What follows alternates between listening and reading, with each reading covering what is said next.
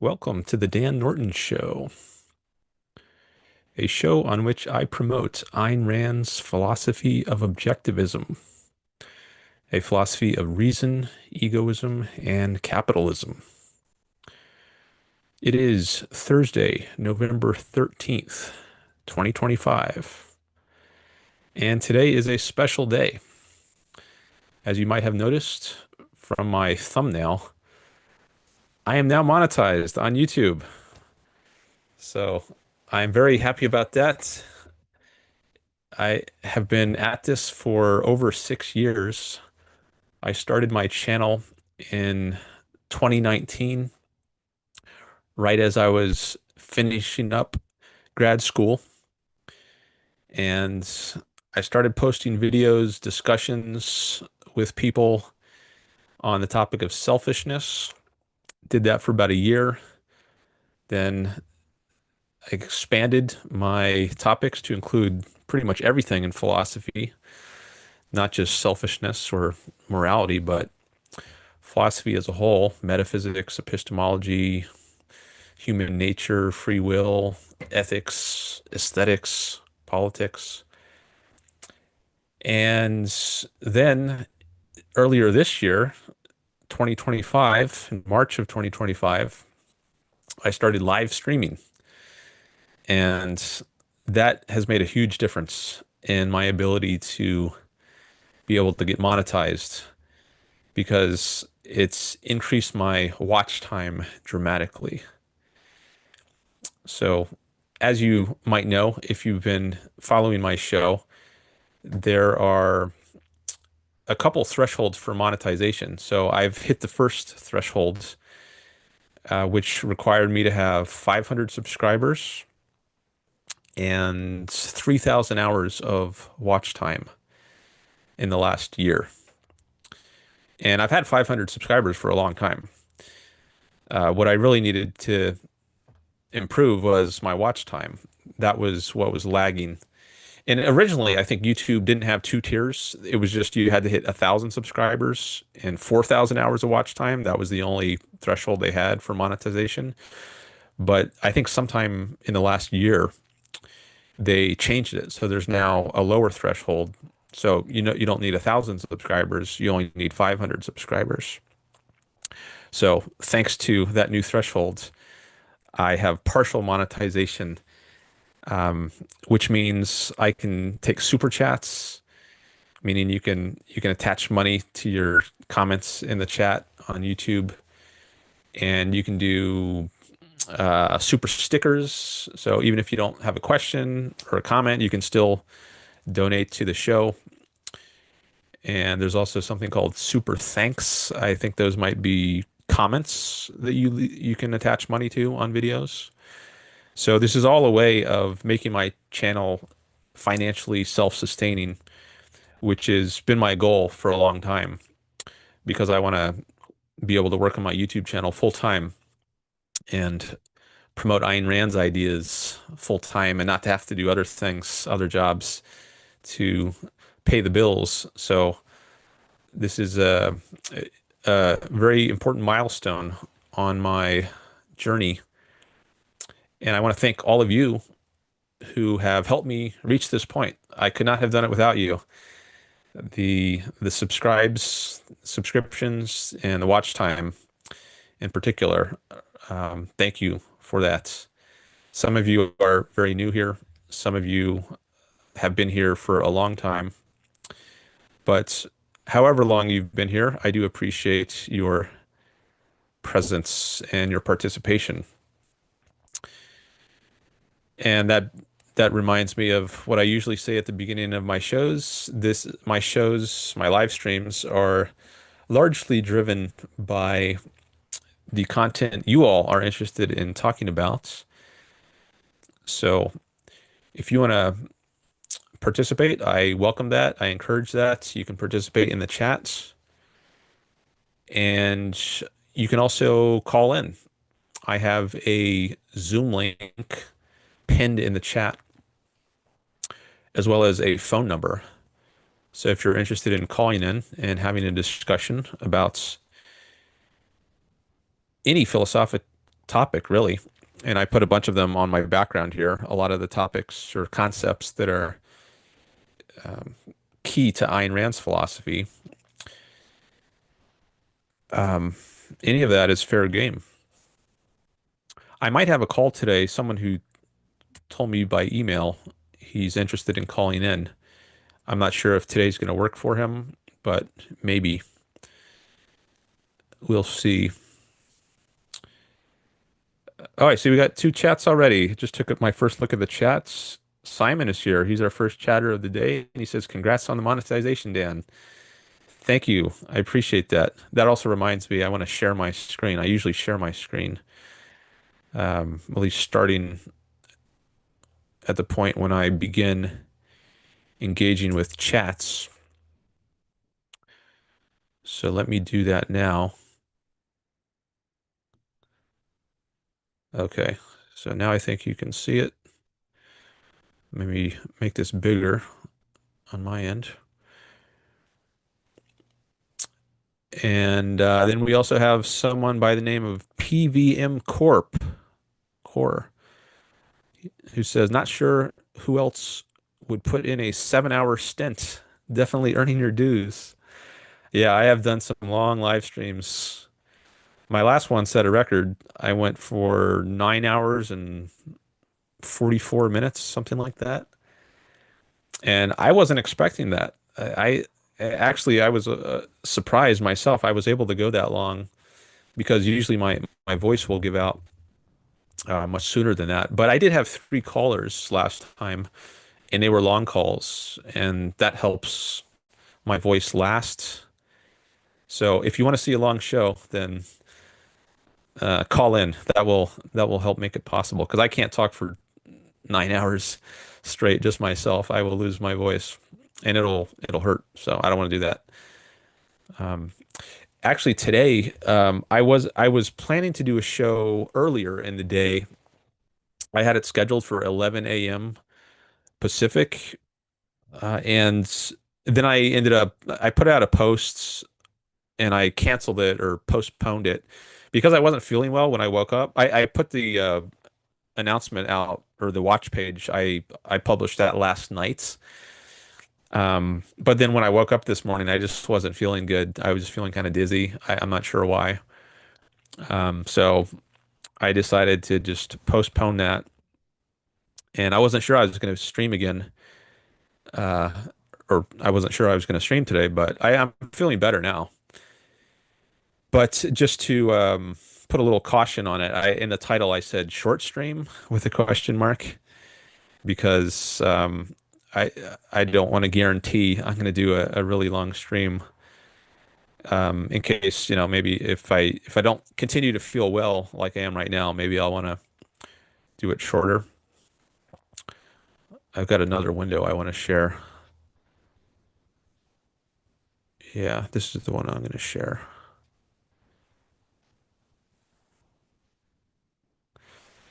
So here's the special thumbnail I made for today's show. And I was just saying earlier, I put out a post, which I don't know if any of you saw that. I guess at least a couple people did because it got a couple likes. I put out this announcement saying I canceled today's show, which was scheduled for 11 a.m. Pacific because I woke up not feeling well. Maybe I'll stream later today if I feel better, to be determined. So here we are several hours later, and I am feeling better. So I decided to do a show. Oh, and maybe, I guess, a big part of the reason is because I got the news in between when I did this post and my stream that my channel got monetized. So that was great news, and maybe that helps pep me up and make me feel better. So I decided to go ahead and do a stream, at least a short stream. See, I put that qualifier in my title here, short stream. We'll see how long it goes. All right, so that's the big news on my channel. Now, I haven't monetized it yet. I'm able to monetize it though, but I want to read up on all the details on how monetization works, And so I'm not going to be doing super chats or super stickers today. I'm not sure when I'm going to start that. I want to read up on the details of how the system works. So I've even thought about maybe starting monetization in 2026, just for financial reasons. It might make things simpler for accounting purposes, and to just wait until the start of the new year.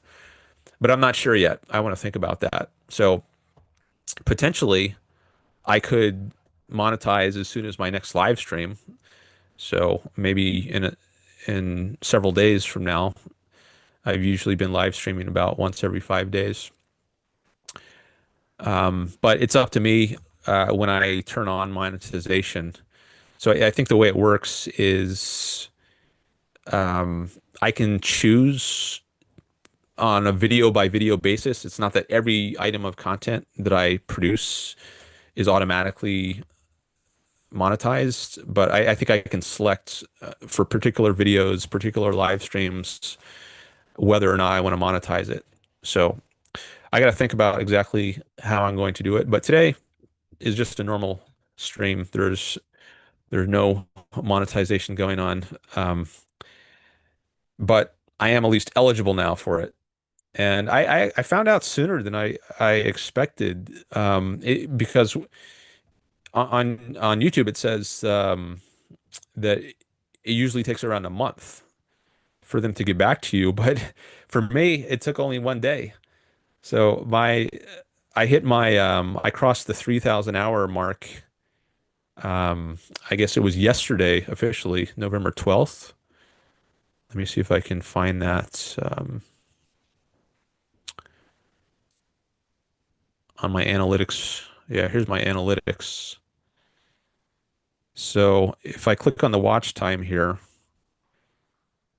and select this to be last 365 days, you can see it's up to 3.1 thousand hours, and more exactly 3,147.9 hours in the last 365 days.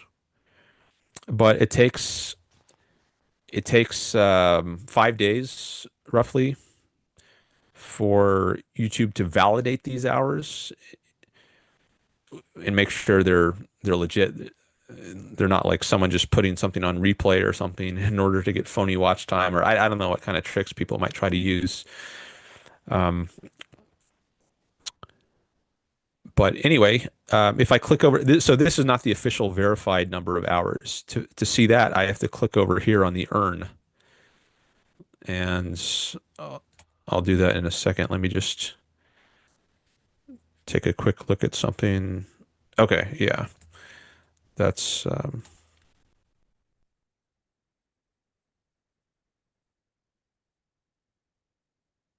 that's fine. Okay, um,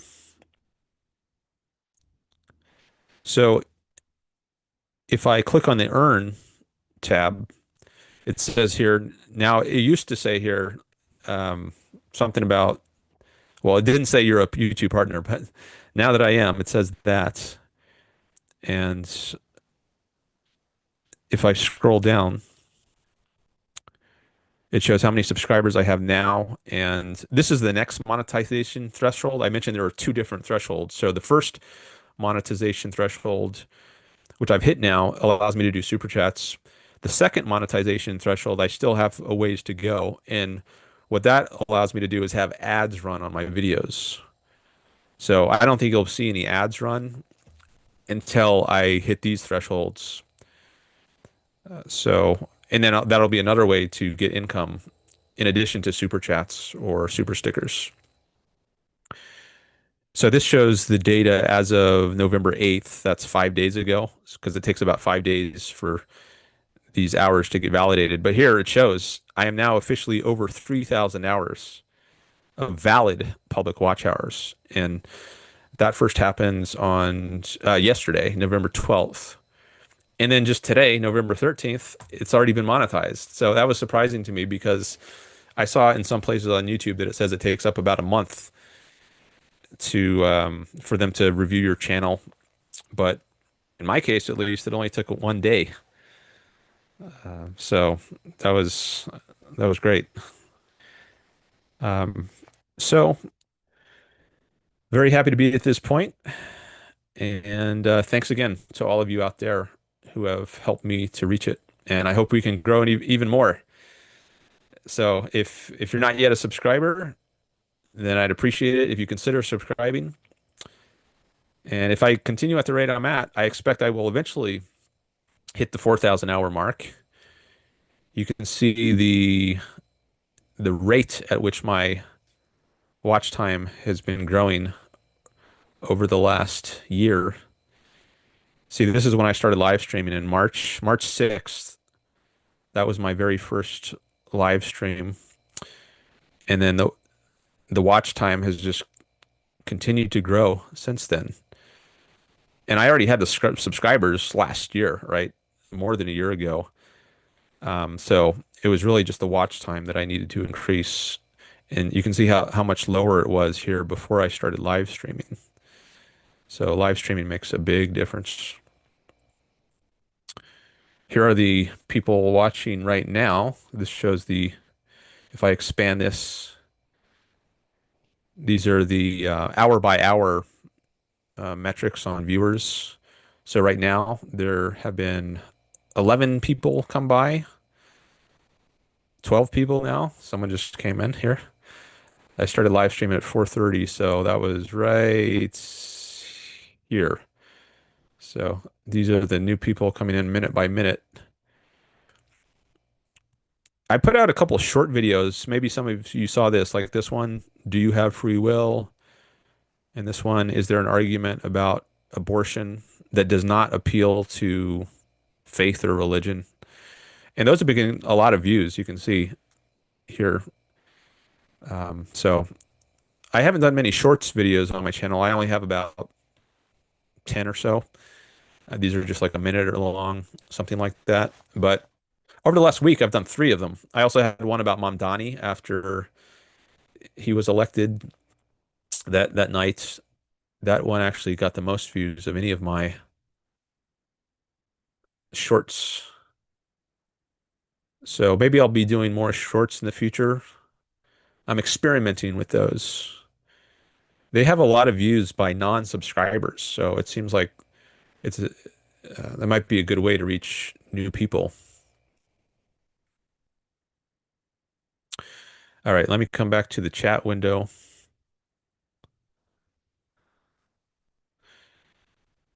Florida Nick and Juri are here. Welcome. And they say congratulations and congrats, Dan. Thank you. I appreciate that. Juri called in last time to talk about introspection.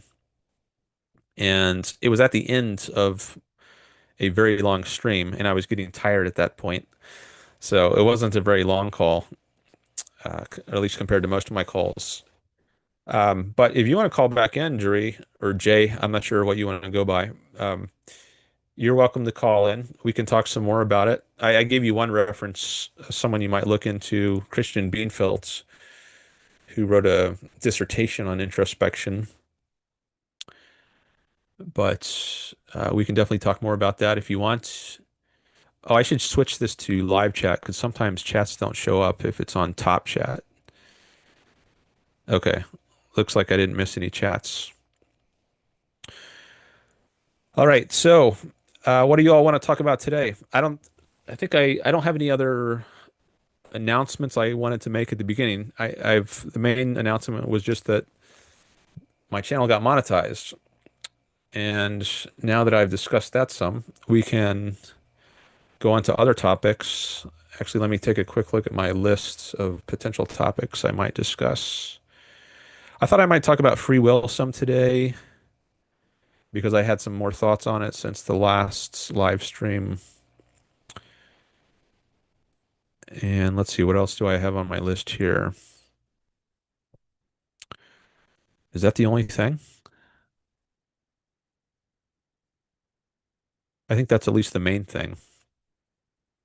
I don't know if I gave a reading update in my last show, but I can just very briefly tell you that I've finished the article on Richard III. I was reading about England in the Middle Ages, and Richard III is considered by many historians to be the last medieval king of England. He was king in the late 1400s, 1483 to 1485. And then Henry VII was the next king. He was the first of the Tudor kings. And that is the point at which many historians divide the medieval from the modern era. So I've gotten up to that point. In the Bible, which is another thing I've been reading, I recently finished the book of Joshua. That's the sixth book of the Bible, the first book after the Torah. So, and Joshua is the one who leads the Israelites into Canaan, modern day Israel, and conquers the Canaanites. So previously they were wandering around trying to reach Israel, or the Promised Land as it's called, but they only got up to the threshold until Joshua. They were under Moses' leadership prior to Joshua, and then Moses dies, and then Joshua becomes the leader. And then he leads them into the Promised Land and conquers the people who were there before them. So that's where I'm up to in my Bible reading. I've also been reading about Trump and his first presidency. Been learning a lot about things I didn't follow very closely at the time. So Trump's first presidency, 2017 to 2021, for the first half of that, I was in graduate school and I was very focused on that. And I didn't spend a lot of time focusing on politics. And I would hear bits and pieces now and then about it. And I had some idea from following the Yaron Brook show and other sources about what's going on. But I wanted to get a better understanding of that time frame. So I've been reading about his first presidency, including I did some deep dives or deeper dives on certain parts of it, like the Unite the Right rally in 2017 in Charlottesville, where there was a bunch of neo-Nazis who showed up to protest the taking down of a statue of Robert E. Lee. I actually went to the University of Virginia myself for undergraduate. My undergraduate years, I'm from Virginia originally. So I was within walking distance of where these protests, this Unite the Right rally happened. Of course, not at the same time. This was many years after I left. But I have walked those grounds, at least some of them. I don't know if I ever went to the park where that Robert E. Lee statue was at the time, but I could have walked to it very easily. It's near the campus of the University of Virginia, but I don't know if I ever did walk there. But the night before the rally, there was like a pre-gathering, and they were holding up these tiki torches and walking through the campus, not just the downtown area next to the campus, but they actually walked through the part of the campus itself, including the rotunda area. This is the central part of the campus with Thomas Jefferson founded the school back in 1819, I believe. And he was the architect of the central part of the campus, including the rotunda. I think that's correct. And it's neoclassical architecture, has columns and like reminiscent of the ancient Greek and Roman world. And in on one side of the this rotunda, it's kind of a domed building with columns. There's a statue of Thomas Jefferson on, I think it's the north side of the rotunda. And I watched some of the footage of the white supremacists and neo-Nazis walking through by the statue. And I think there were some skirmishes there with some protesters that night before the rally the next day.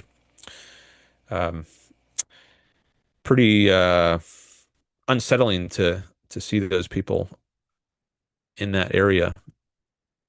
Um, a school of the Enlightenment, I think that stands for opposite ideals than the neo-Nazis. Um, like reason. Jefferson was big on reason, um, and he thought you should even question the existence of God, only believe it if reason, if it seems rational. But that's opposed to faith, right? Don't just take it on faith. Question everything, um, by the put everything to the test of reason.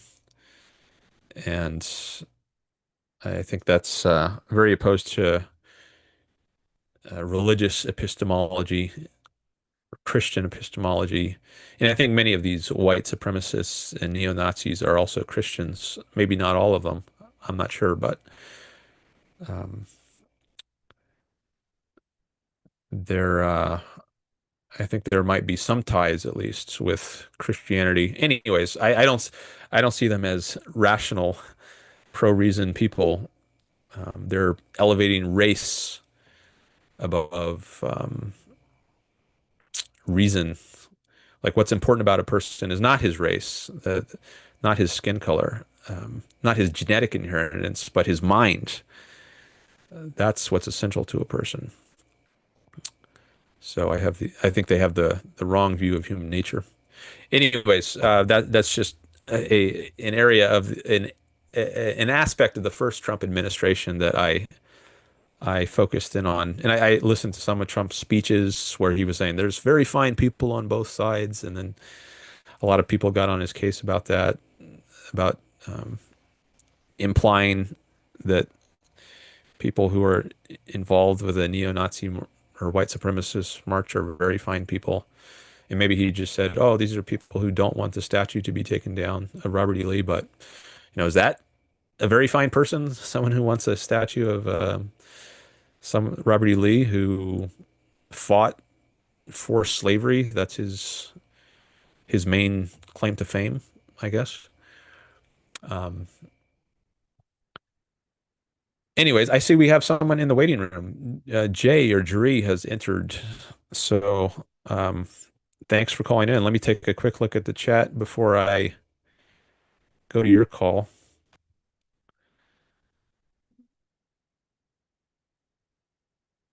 Racism is collectivism at its core, says Brinkwell.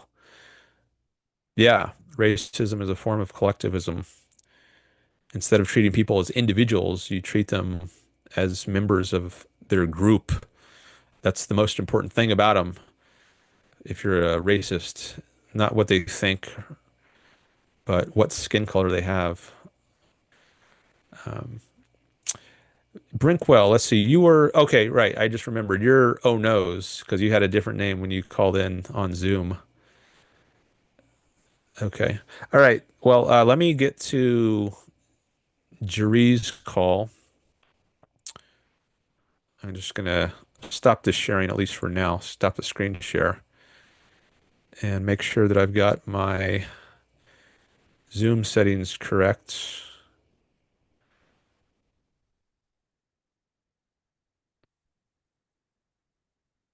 Almost there.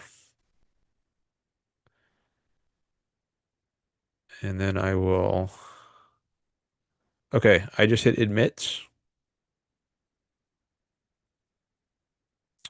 And I think you should be able to unmute yourself.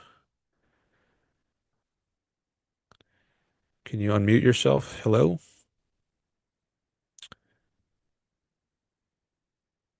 I can also ask you to unmute by clicking that button, but you should be able to unmute yourself. Can you There we hear? go. Yeah, I can hear you now. Okay, I cannot hear you though. Oh, Let's see. okay. Can you Last hear me time I now? had, yes, I can hear you. I can hear you. Great. Okay. Welcome back. Thank you. Congrats on the monetization. Big step, especially for you objectivists, right? Making money and everything, capitalism. It's great. Great news. Thank you. Yeah, I appreciate it. Um, yeah, it's I'm just thinking of um let me pause on that. So last time oh yeah, you called in about introspection last time, right? Yeah, it was you were having a conversation with, I think his name was Ray, Yeah, about free yeah, will, right. and it was about, yeah, a lot of arguments that you gave in favor of free will was an appealing to introspection, and then I just Right. wanted to talk a little bit about introspection. Right. So did you also want to talk about that today, or was there some other topic you Yeah, yeah, wanted I'd like to? to talk about that to go Okay, over it a bit more robustly. sure. Yeah, yeah, go ahead. You can start however you want. Sure. So, yeah, so when we think that we have free will, the argument that a lot of people make is that, well, I look inside of myself somehow, and I can see that um, that I have sort of desires, and then I choose. I have this feeling when I look inside myself of choosing things. So I'm choosing to pick up my mouse and so on. Um, and My reading on some psychology that's pretty recent, past maybe, well, I don't know, it's a whole patchwork of stuff, but in the past like maybe 20 years, this idea of introspection in human beings being reliable is pretty highly suspect. So one example that I gave last time, but we'll just like go through them again. A quick one would be uh, selling real estate. So an advice that they give to realtors is to bake a batch of chocolate chip cookies before they're about to sell, or before a potential client, before a prospect is about to enter. Because if they bake the cookies and then the prospective buyer smells the cookies in the home, they're more likely to buy it, to say, "Hey, this house seems great. I love the way it looks." They'll give a bunch of reasons. They'll introspect. If you were to go ask them, "Why do you want to buy this house?" They're not going to tell you that they wanted to buy the house because they smelled the cookies, and then that activated certain brain pathways that made them more agreeable, and so on. Instead, they'll say something like, "It just spoke to me," or "I think the house is really beautiful," and so on. Of course, if they were accurate or correct, then they would say, "Well, actually, it's that the cookies made me, more susceptible to buying it." One example. Um, Hmm. the second example is studies that they've done. Um, they ask people political questions on social conservatism or social liberalism, and they've noticed that if they have a really putrid smell, like smelly garbage, in the room, then the responses of the people is going to be more socially conservative. Again, when you ask them, "Why are you giving me these political opinions that you're giving me?" They are not going to say, "It was the bad smell that makes me, more fearful and more suspicious of people." They're going to say something like, "Well, ever since I was a kid, I always thought blah blah blah," or they'll come up with a story about how their father, family values, whatever. And that's what we see, that the brain is really, really good at basically just improvising stories as to why we do the things that we do. But what we see is that, and funnily enough, you could introspect this yourself and like look inside you and like notice this probably, that we don't have any access to the processes of our brain, right? So we just receive the conclusions, we just receive certain outputs, but we have no insight as to how those outputs have been made. So one example would be you understanding what I'm saying right now, right? You are doing this automatically based on your knowledge of the English language. You were raised in the United States, whatever. You do not have any insight as to why or how what I'm saying is making sense. It's just making sense to you, right? Um, and the idea would be is that you could sort of apply this, the fact that we just understand things and we don't have any insight as to how it happens. Um, if we apply that with studies that have been done and work in psychology about how introspection uh, is faulty, I think that that gives a pretty good doubt on appealing to introspection in terms of free will, right? Okay. There's a lot there. I took some notes. I don't know if you can see those on the screen. I shared my screen. Oh yeah, yeah, yeah. Okay. By the way, if you want to do video, we can do video, or just audio. It's up to you. Just audio is fine for me. Yeah. Okay. All right. So, just to set this up a little more, I think you did a pretty good job already. But last time we were talking a lot about free will, and I was making the points that the means by which we know we have free will is by introspecting, as opposed to extrospecting. That's where you look out to the world, and like right now, I can see a lamp in front of me, and I can hear the hum of an appliance, a refrigerator. So these are things that I know by extrospection, but there are other things which we know by introspection. Like right now, I just had the image of my grandmother pop into my mind. I know that by introspection. Right. Or I was earlier today, I was feeling dizzy. I knew that by introspection, not by looking out but by directing my attention inward. And also in the case of free will, I was saying that's something that we know by looking inward or looking, so to speak, right? Look with the mind's eye. So, I mean, it's not like a literal eyeball, but Right. you can direct your attention in on yourself, on your own consciousness. And that's how I was saying we get evidence for free will. But Jay now, is it you go by Jay here? Is that how you want me to J call works. you? Yeah. Yeah, that's Jay, fine. okay. So Jay here is saying that introspection, or he's citing studies that have purported to show that introspection is suspect, not entirely reliable. Um, so can we really rely on that method in order to establish something like free will exists?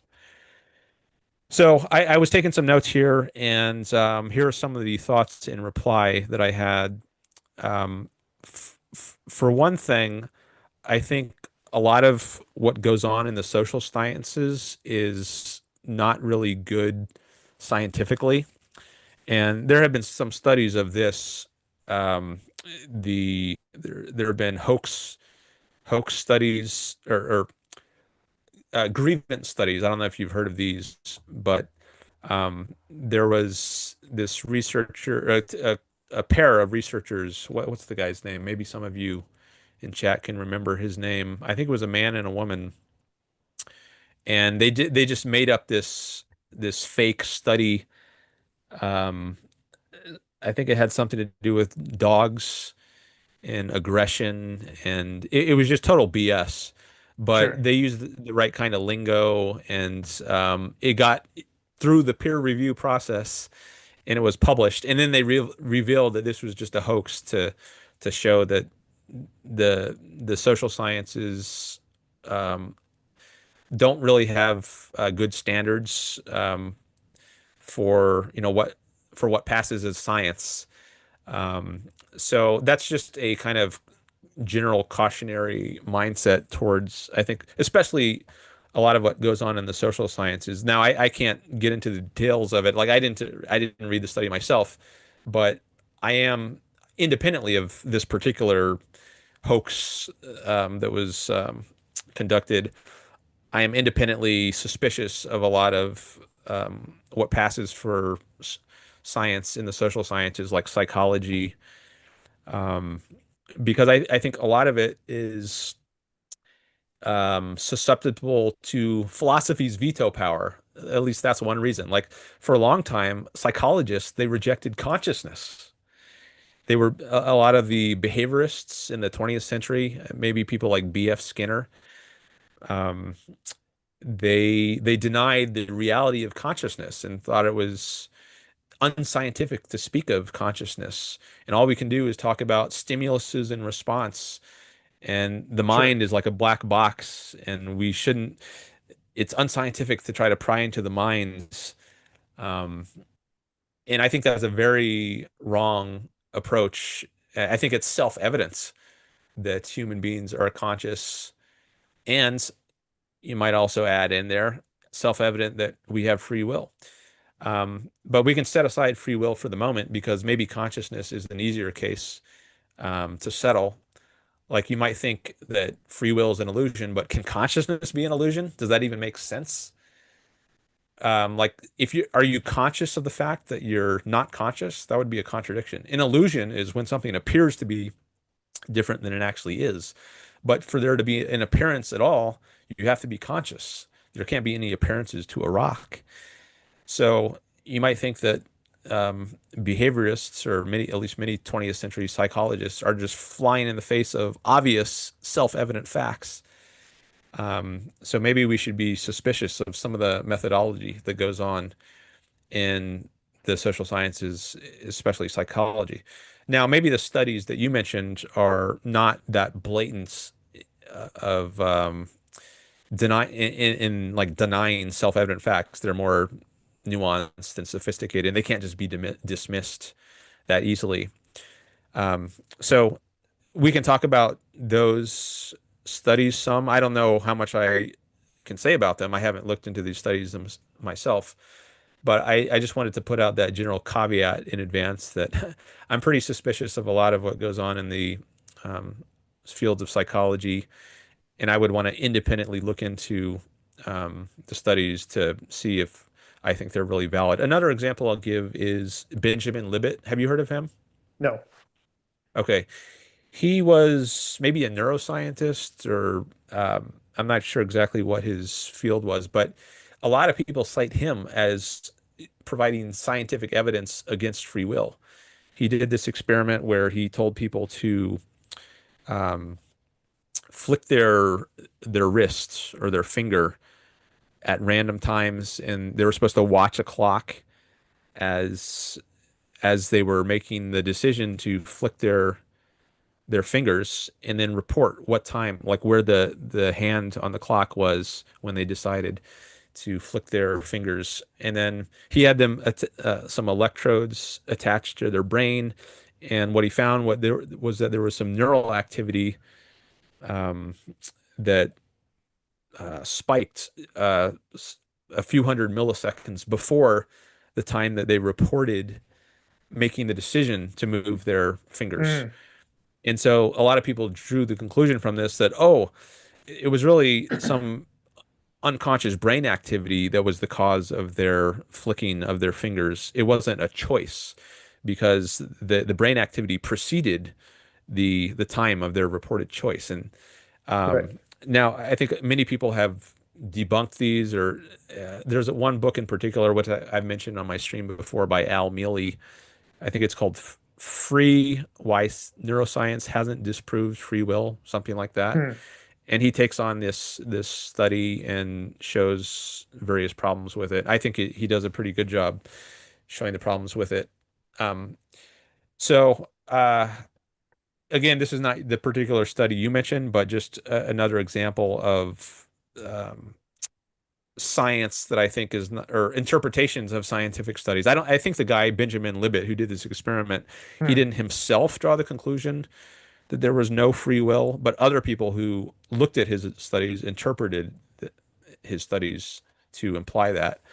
Um, so I think there's a lot of bad science out there, and maybe I would conclude there's something wrong with these studies if I looked into them, or maybe not. Um, but I would want to look into them before just taking their conclusions at face value. So Sure. that's one. I've been going on for a while, so let me just pause after that and see if you want to respond to any of them. Yeah. So let's see. The things, the studies that I cited, they don't they do not give the conclusion that I gave. So the conclusion that I gave is like me grabbing one example here, one example there, one example there. As far as I know, the examples themselves, the studies themselves, are pretty robust. As far as I know, but yeah, nowhere in the paper do they say something like I just said before, which is like, oh, you just can't trust introspection or whatever. That's like me imposing meaning on, you know what I, so I just want to make that clear. Okay. Um, and Now with you talking about behaviorism and everything, and like people like B.F. Skinner saying that, there is no consciousness or something like that. Um, on one hand, that's like totally wrong because obviously, I mean, what are we talking about right now if not by means of consciousness or whatever? Um, However, I would say that there's maybe a few intuitions, or what I'm saying, my conclusions might rhyme a little bit with that view. So just want to make that clear. Um, as far as the Benjamin Libet free will experiment that you were talking about, um, first of all, that would be another example. It seems like I have heard of studies like that. My impression is that those experiments are pretty robust and they do replicate. Again, with philosophy and so on, then we like look. It's like, okay, well, what does that mean? I think that with the with the type of brain that I am trying to communicate to you, my understanding of how the brain works, I think that can be made sense of. The Benjamin Libet experiments can be made sense of pretty well. Probably what's happening there is that um, the how do I explain this? Um, so as far as we know, the way the brain works is that you have um, the the surface level areas of the brain. They like collect information and everything, right? So you're receiving um, visual information, right? Goes to your eyes, and then it goes into the parts of your outer brain, right? And those parts of the outer brain, they like process information and everything, but then they have to um, take that information into the center of the brain, the older parts of the evolutionarily speaking, and in that deeper brain, that's where your consciousness arises. So they've done, it's not even an experiment, they've done surgeries where it's brain surgery. They literally open up your brain, they just apply like local anesthetic. So you're fully conscious of this, right? They open up your brain, and then they literally start taking chunks out of your brain, but it's the upper layer parts, and you're still conscious, right? And you can like, I mean, the surgeon is like talking to the guy who they're doing the surgery with, and the person is like responding. They're like, without a problem, and literally chunks of their brain are being taken out.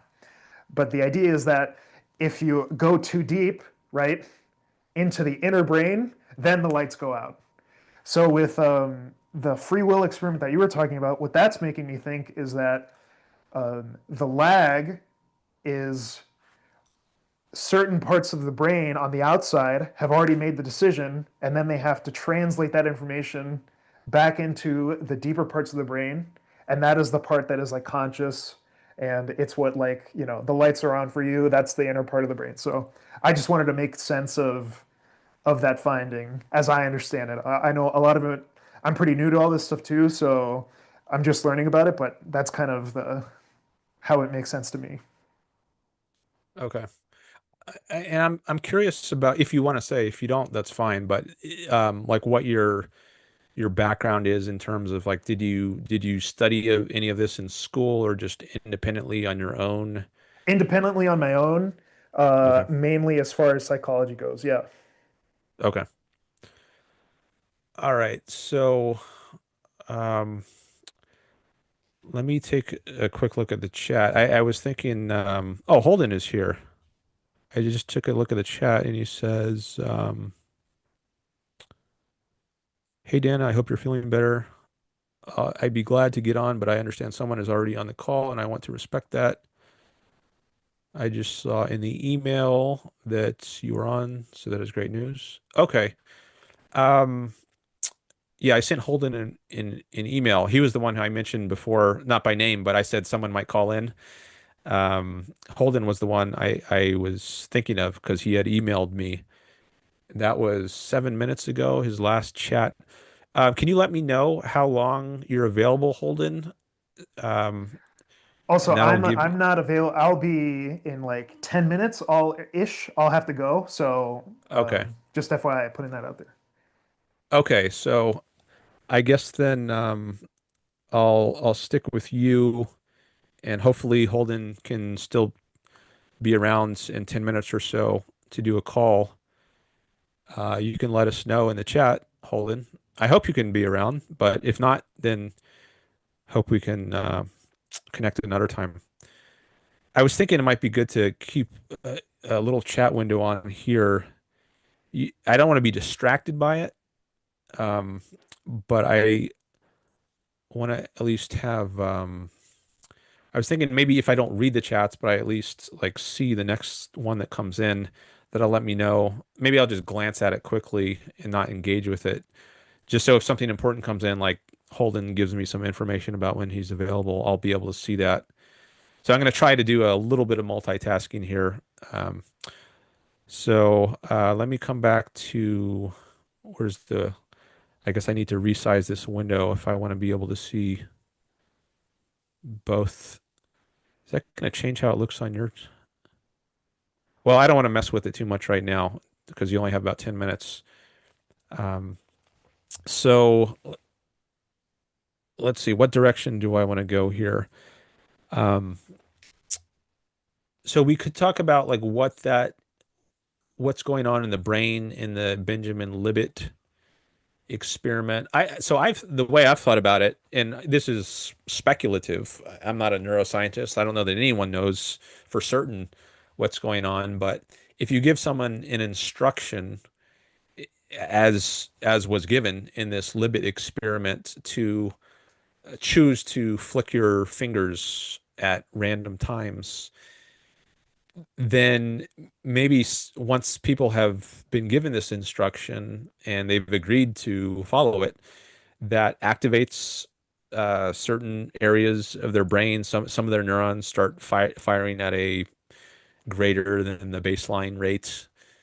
Um, in case they decide, like maybe somewhere in the motor cortex, which is connected to their fingers, maybe those motor neurons are more active than they typically are because um, they know, so to speak, or not literally. Like I don't think that neurons themselves are Right. conscious or have knowledge, but metaphorically, they know that they might be getting an instruction from the consciousness that they should flick the fingers. So maybe in order to be ready to um, engage in this action, they start firing at a faster than baseline rate. I think it's called the readiness potential. That I think that's the term that Libet used in his study for this higher than baseline activation of neurons prior to the um, time that the person reported making a choice. But if that's right, and as I say, this is somewhat speculative, then that doesn't show that a choice was made prior to the time when the person reported making the choice. It just shows that the brain was acting in a way that was especially responsive to choices being made so that it could then carry out this order.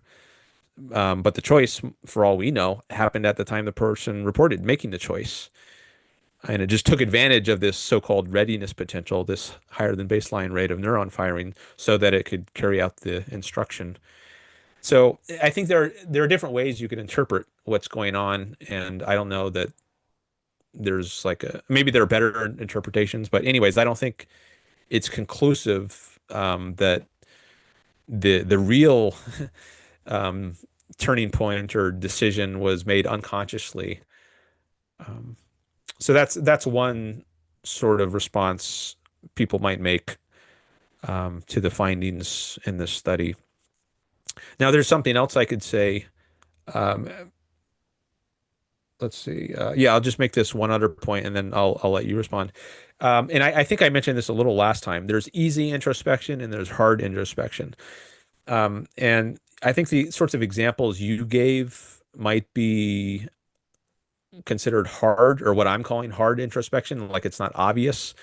Like what is the decision? What's causing someone to buy the house? That was one of the examples, and it turns out the only variable that was different was the cookie smell. I assume that's what the study found. That was the only variable, but people just made up some story as to why they actually bought the house, or in the case of conservative versus liberal views, they also made up some story, whereas really the only difference between the two groups was that one confronted a bad smell.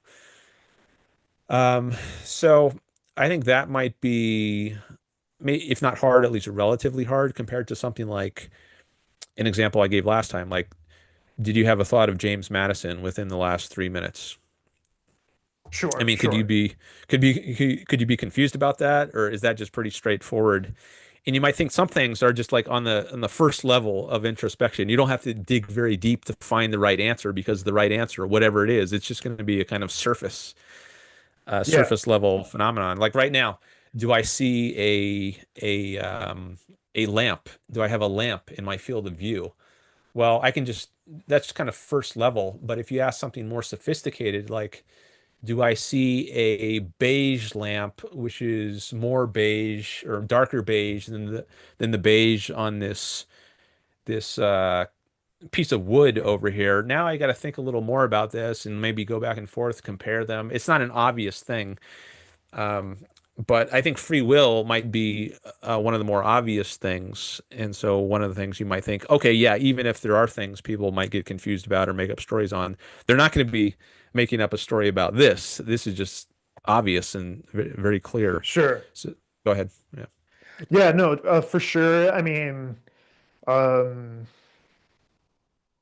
I can like I have memories of the gestures that you just made, right? You said the word this and you were pointing downwards. Pretty sure that happened, right? That's like a memory that I have. And yeah, if we call it introspection, then obviously, yeah, that's no problems there. At the same time, what we also see is that human memory in general is quite limited. So even with the easy examples, it's still quite porous, right? So even then, it's not perfect. But we go about our lives pretty fine, relying on our memories, and it's uh, not that big of a problem. So that's for sure.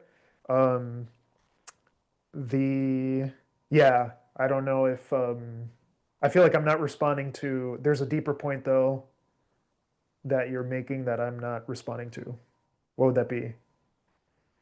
Well, I didn't have the sense that you weren't responding. Oh, okay. It Never mind sounded then. like maybe you were, well, I don't know if I should say conceding, but you were agreeing that there are different difficulty levels when it comes to introspection. Actually, I'm not even sure we should call. This is why I just wrote Bienfeld here, because I think one of the points Christian Bienfeld makes in his dissertation and maybe other later published works is that what a lot of people call introspection really isn't introspection, because it involves more complex mental processes. Like I look out right now and I see a lamp in my field of vision, but if someone asked me like, is this lamp darker beige than or is the wood that the lamp is on a darker beige than this other wood of this table over here on this, um, is that really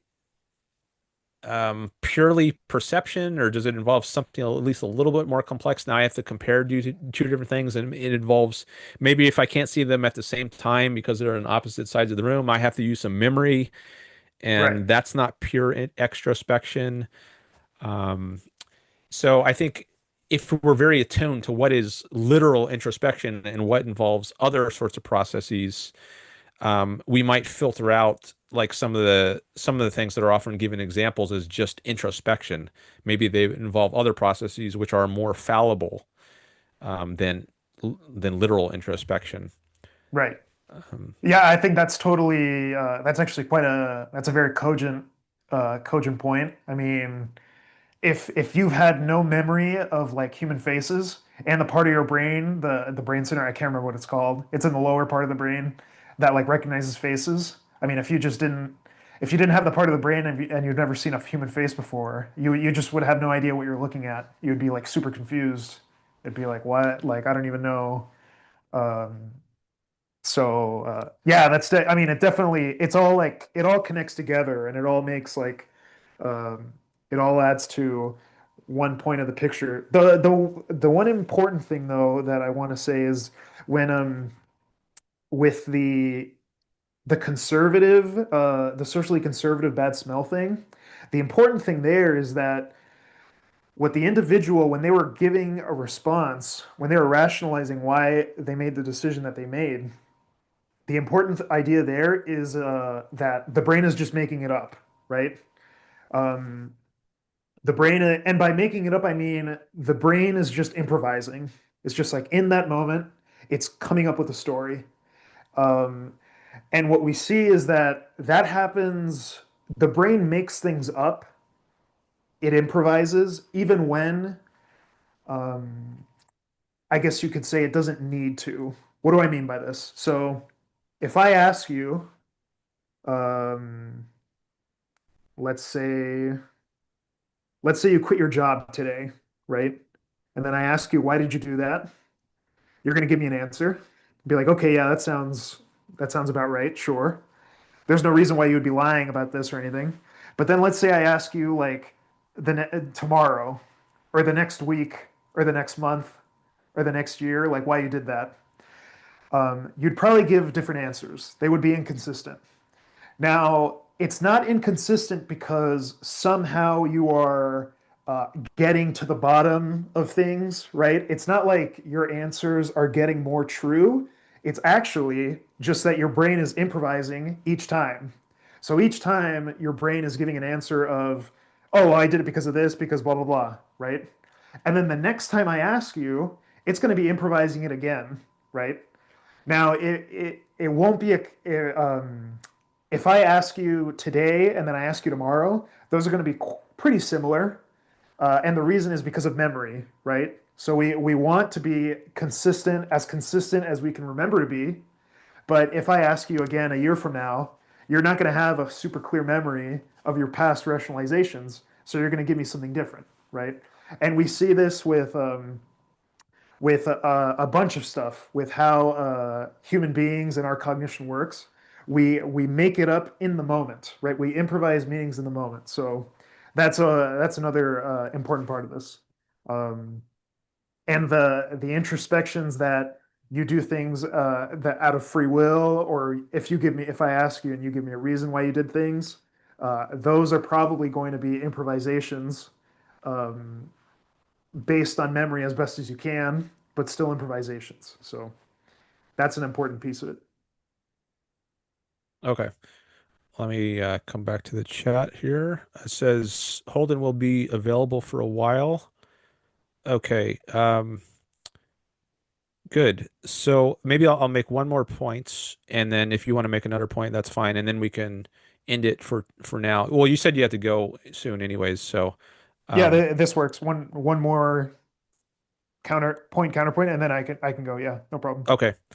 All right. So, I wrote here on the Google Doc quality of introspectors. So I think people can vary in how skilled, how good they are at introspecting, and also how scrupulous people are.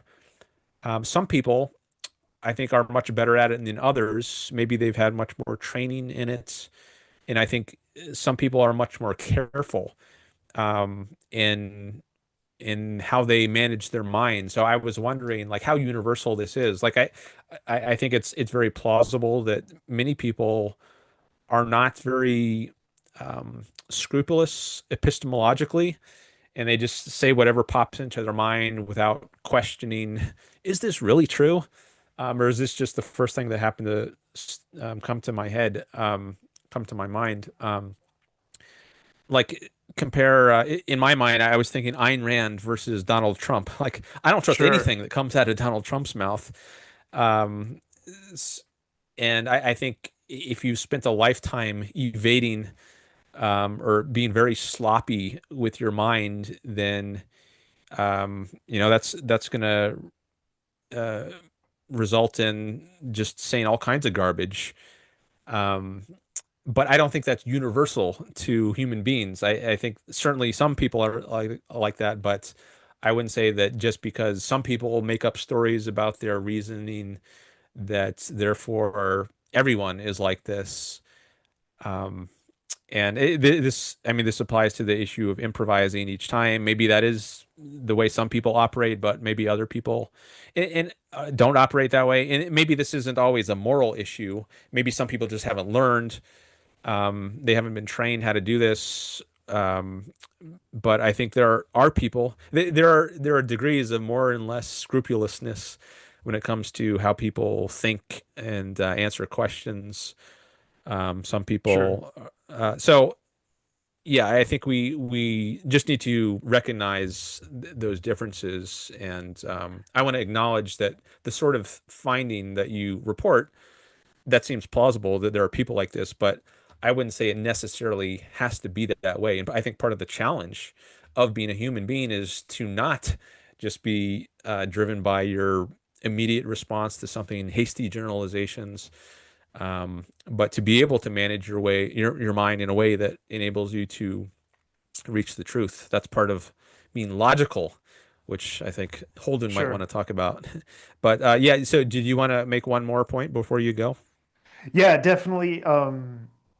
And on a personal note, I've always been super annoyed at like inconsistency, so I totally get that. As far as what I have read, um, it's always an improvisation. The only difference is that certain people have had a shit ton of practice, right? Saying like the same things over and over. So with somebody like Ayn Rand,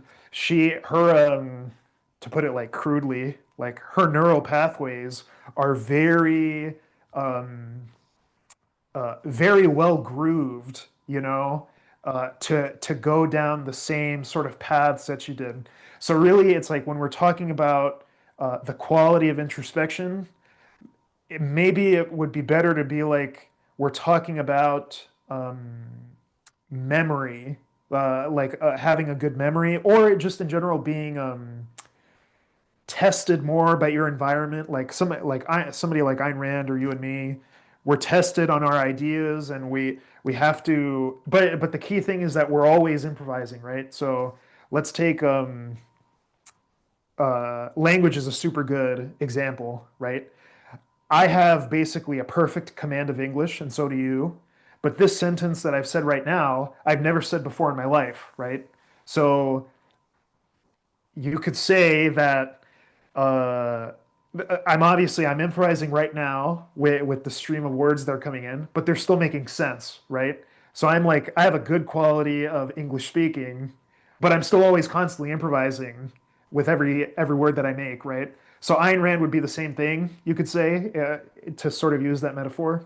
So, but the cool thing though is that on the one hand, we might the human being or the human brain as improvisation machines. On the one hand, it might be like limiting, but on the other hand, it's like it's pretty cool because we can take something like English, which has like a finite amount of rules, but like an infinite amount of variability and everything. So we can like constantly. It's very cool. But anyway, just wanted to mention that. Sure. Okay. Well, thanks for calling in, Jay. I do appreciate it, and you're welcome to call in again sometime if you'd like. Great. See you later. All right. Bye bye. Okay. Glad we had a call from him that early. And I was just thinking on that last point about improvisation. that is something we all do. Like I'm improvising right now. I don't know. That's what live streaming is all about.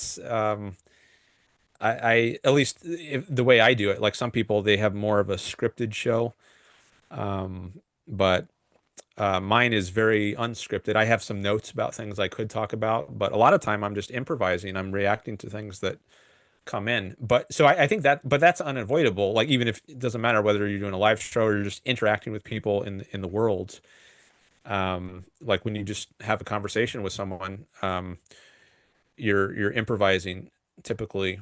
Um, but I think the way you improvise is that's what differs crucially between someone like Ayn Rand and Donald Trump. I think you can improvise in a way that your reason is in control of things, or you can just allow your emotions to take over and do whatever your emotions or your desires drive you to do. Um, and you end up acting impulsively instead of rationally, and that can get you into trouble.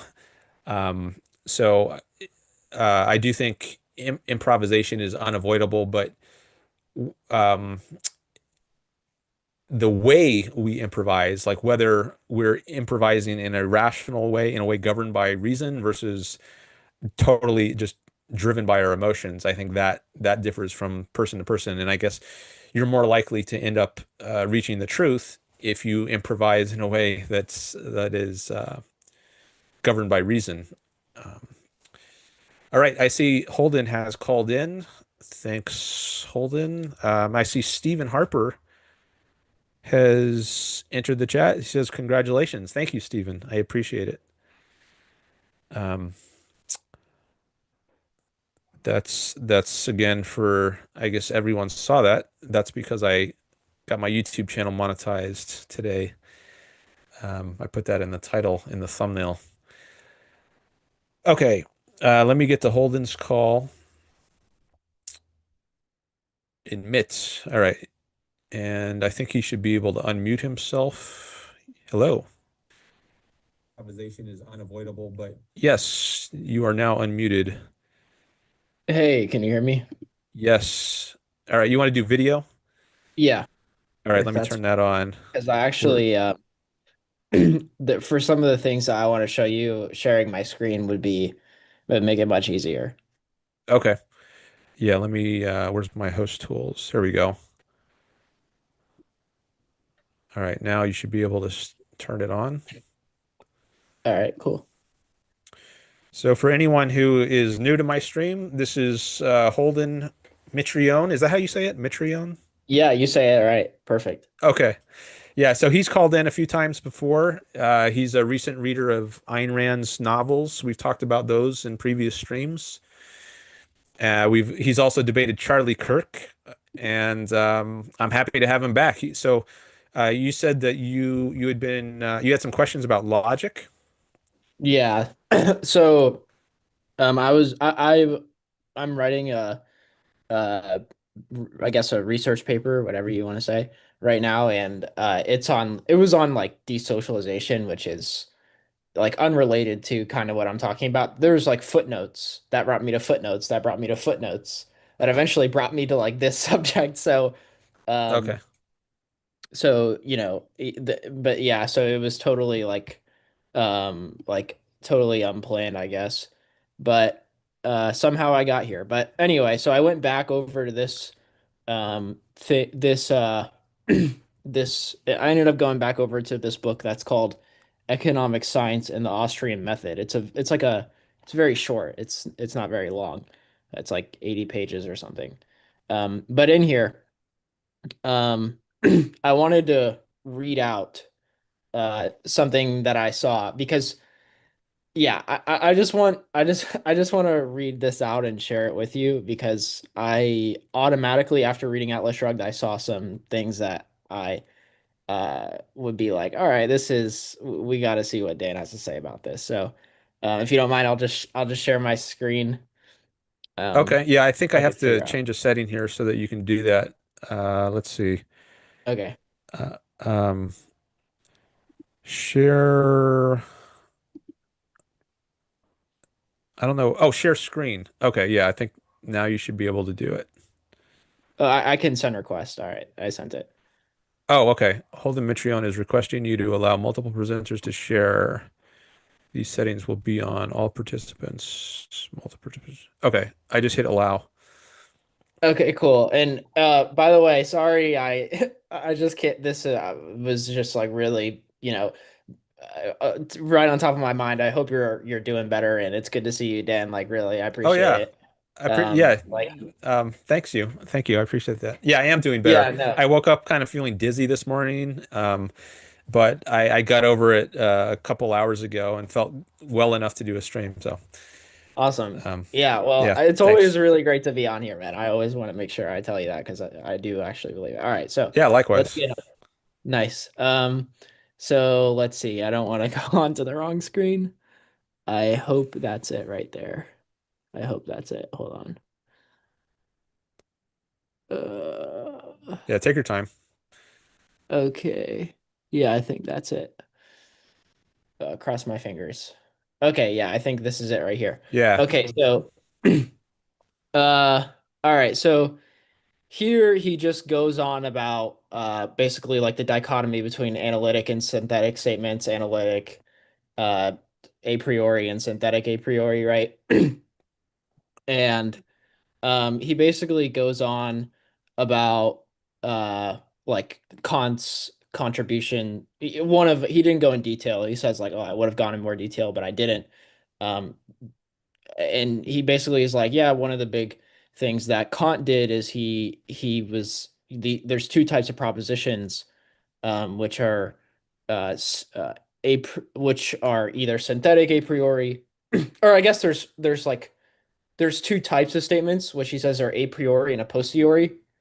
And then there's like two categories of this. You could have synthetic a posteriori, synthetic a priori, um, or analytic a priori and analytic a posteriori. Um, Hmm. so he goes on about that. And then he says the characteristic mark of Kantian philosophy is the claim that true a priori synthetic propositions exist. So I guess like he's saying contrary to logical positivists, synthetic a priori claims exist. And then he's like, uh, so this is something that automatically got my attention. There's more, but this is one big thing. So here he says at the bottom of the page, what makes these axioms self-evident. So I think he's referring to synthetic a priori axioms. Um, or axioms in general, perhaps. Kant answers, it is not because they are evident in a psychological sense, in which case we would be immediately aware of them. On the contrary, Kant insists it is usually much more painstaking to discover such axioms than it is to discover some empirical truths, such as the leaves of trees are green. They are self-evident because one cannot deny their truth without self-contradiction. That is, in attempting to deny them, one would actually implicitly admit their truth. So this automatically brings me to John Galt's speech. So, whenever he says like an axiom is is something that whenever you deny it, you are committing a performative contradiction in the act of refutation or something like that. I could get Atlas Shrugged to like the exact quote, but he says something to the effect of like, if you deny, I remember in the book he said, if you deny uh, an axiom, you know what I'm talking about. An axiom is Hmm. you contradict yourself in the act of trying to deny it. Um, so I was gonna ask you, is that from Ayn Rand? Like, did she first say that, or was that Kant? Well, Aristotle had the idea of reaffirmation through denial. So if you try to deny something that is an axiom, you end up reaffirming it in the process of trying to deny it. Hmm. And I believe Aristotle was the one who first recognized that phenomenon, but Ayn Rand agrees with that. But it didn't originate with her or Kant. I think it goes back to Aristotle. Okay, because he doesn't cite Aristotle or Kant here. This is And I Hans Hermann Hoppe, right? yes. Okay. So, so he doesn't cite Kant or yeah, like I said, Kant, or he does cite Kant. He doesn't cite Ayn Rand. I was like, all right, I wanted to see what was going on there, and then how do we find such axioms? Kant answers by reflecting upon ourselves, by understanding ourselves as knowing subjects, as this fact that. And this fact that the truth of a priori synthetic propositions derives ultimately from inner reflectivity produced experience also explains why such propositions can possibly have the status of being understood as necessarily true. And then Mises follows Kant, and Mises adds more extremely important insight than Kant. Okay, so um, this is it's a little bit further down what I'm trying to go to next. He basically says Kant had something wrong, like some what do you call it, like a Lucana, something like that in his philosophy, and Mises bridged the gap by um, he says Mises provides the solution to this challenge. It is true, as Kant says, that true synthetic a priori propositions are grounded in self-evident axioms, and that these axioms have to be understood by reflection upon ourselves rather than being in any meaningful sense observable. Yet we go one step further. We must recognize as necessary truths are not simply categories of our mind, but that our mind is one of acting persons. Our mental categories have to be understood as ultimately grounded in categories of action.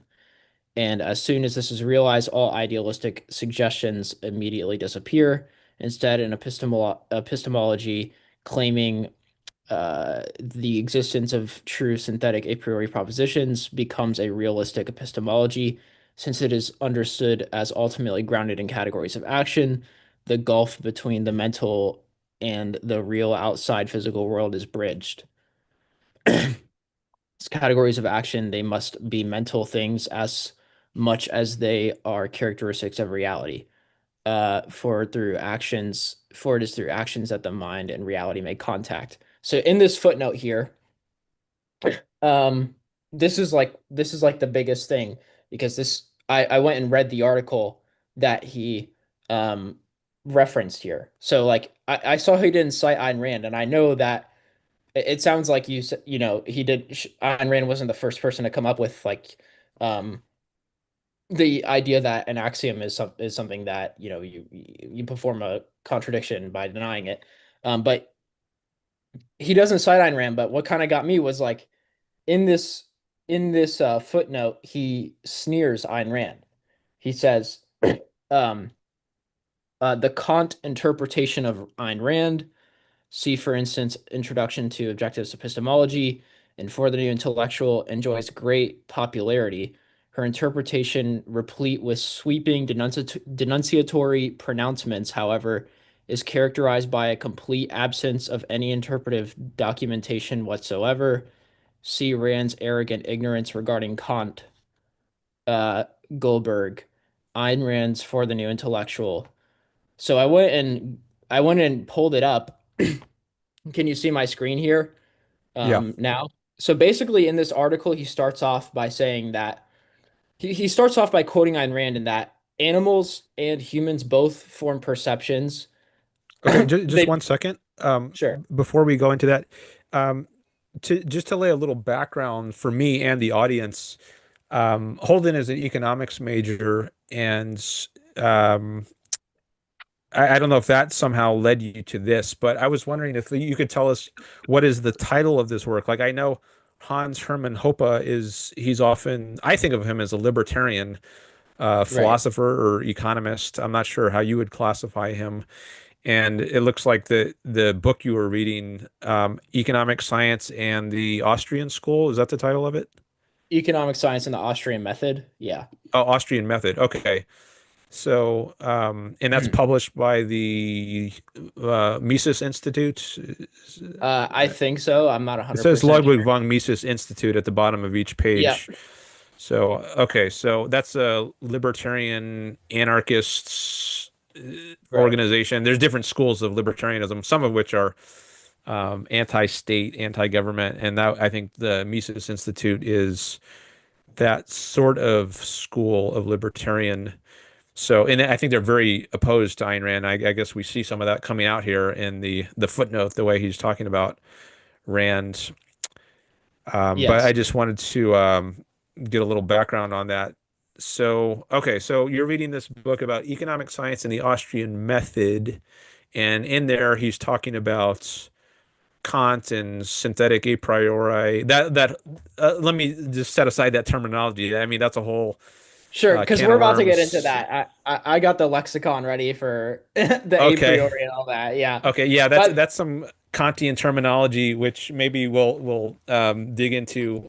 But for now, anyways, I just want to get the basic gist. So he's talking about Hoppe is talking about synthetic a priori, and in the context of that discussion, there's this footnote. Now, I was curious what the beginning of the footnote is because it looks like it starts midstream yeah, it's there. just C in particular. Uh, C Okay. in yeah, And so if yeah. I go to where that footnote is in the text that says, so that I am not misunderstood, I do not think that, scroll up a little bit, please. Oh, sure. Yeah, so the footnote Where is it? 14. 14. Uh, Okay. yeah, I was just reading the main text where that footnote appears. It says, so that I am not misunderstood, I do not think that such a charge against Kantianism is justified. What is the charge against Kantianism that he doesn't think is justified? So it's I believe it was something about bridging the gap between but so basically he doesn't give a certain uh justification for saying that we can know synthetic a priori truths. So I guess we could read exactly what he said. In all this, Mises follows Kant, yet as I said earlier, Mises adds one more extremely important insight that Oh, Kant had only vaguely met. You want to read it yourself, okay. or you? I don't care. I just heard you were. Yeah, maybe I will. Yeah, Sure. sure, I'll read it. In all this, I don't. So you could go back forever, and I can ask, well, what exactly is this, and go back to the. But let's just start here and see if this is Sure. enough prior Yeah. Yeah. context. Okay. In all this, whatever that is, Mises follows Kant. Yet, as I said earlier, Mises adds one more extremely important insight that Kant had only vaguely glimpsed. It has been a common quarrel with Kantianism that this philosophy uh, seems to imply some sort of idealism. That is, I guess Kantian philosophy seemed to imply some sort of idealism. And I Hegel, think who he's came talking after about Kant, who was a synthetic a priori right here. He's talking about like there's some idealist belief that we can know things synthetic a priori is what he's referring to. okay, a belief that we can know, an ideal belief we can know things Yeah, synthetic. basically he's saying that it was charged against Kant that he didn't provide a sufficient justification for synthetic a priori knowledge. Like he basically maybe like an analogy would be like one I'm gonna steal this from someone you bring the football down to the 3 yard line, but Mises brought it in to the end zone. Um, so basically, he didn't provide a sufficient justification for synthetic a priori truths, but he uh, got very close to doing so, I guess. Okay. I hope the audience isn't getting too lost on this terminology. So let me and we can explore it more if we need to later, but let me just read a bit further now. Uh, if oh, it has been a common quarrel with Kantianism that this philosophy seemed to imply some sort of idealism. For if, as Kant sees it, true synthetic a priori propositions are propositions about how our mind works and must of necessity work, how can it be explained that such mental categories fit reality? How can it be explained, for instance, that reality conforms to the principle of causality if this principle has to be understood as one to which the operation of our mind must conform? Don't we have to make the absurd idealistic assumption that this is possible only because reality was actually created by the mind? So that I am not misunderstood, I do not think that such a charge against Kantianism is justified. All right, and then we get the footnote. Uh, Okay, I'm still a That's little the other. hazy on what gives rise to the footnote, but let me just go on to the footnote. Then he says C in particular, F. Combartle's work cited in note 12. Instructive is also the Kant interpretation given by the biologist, ethologist K. Lorenz. Bunch of German. Among some followers, okay, can you scroll down now to Yeah. the next of Austrianism? The Kant interpretation of Ayn Rand's, or for the new intellectual, enjoys great popularity. Okay, there's a Kant interpretation of Ayn Rand and for the new intellectual. I didn't know that. Her interpretation, replete with sweeping denunciatory pronouncements, however, is characterized by a complete absence of any interpretive documentation whatsoever. So he switches from talking about the Kant interpretation. Oh, I guess by that he means Ayn Rand's interpretation of Kant. Okay, Mhm. that must be what he means. And that's what he means by the Kant interpretation of Ayn Rand. It sounds 100%. like I thought there were like some Kantian scholars who are interpreting Ayn Rand in a certain way, but he means the reverse. So um, I don't know if he's written it in a sort of backwards kind of way, but anyways, I get what he means now. Okay, Huh. so I'll just put it in my phrasing. Ayn Rand's interpretation of Kant's, see for instance ITOE, and for the new intellectual, enjoys great popularity. Her interpretation, replete with sweeping denunciatory pronouncements, however, is characterized by a complete absence of any interpretive documentation whatsoever. So she doesn't have a bunch of footnotes saying Kant says this here and here and here and here. And that's why I say Kant is the most evil man in the world or in history or however she puts Exactly. it.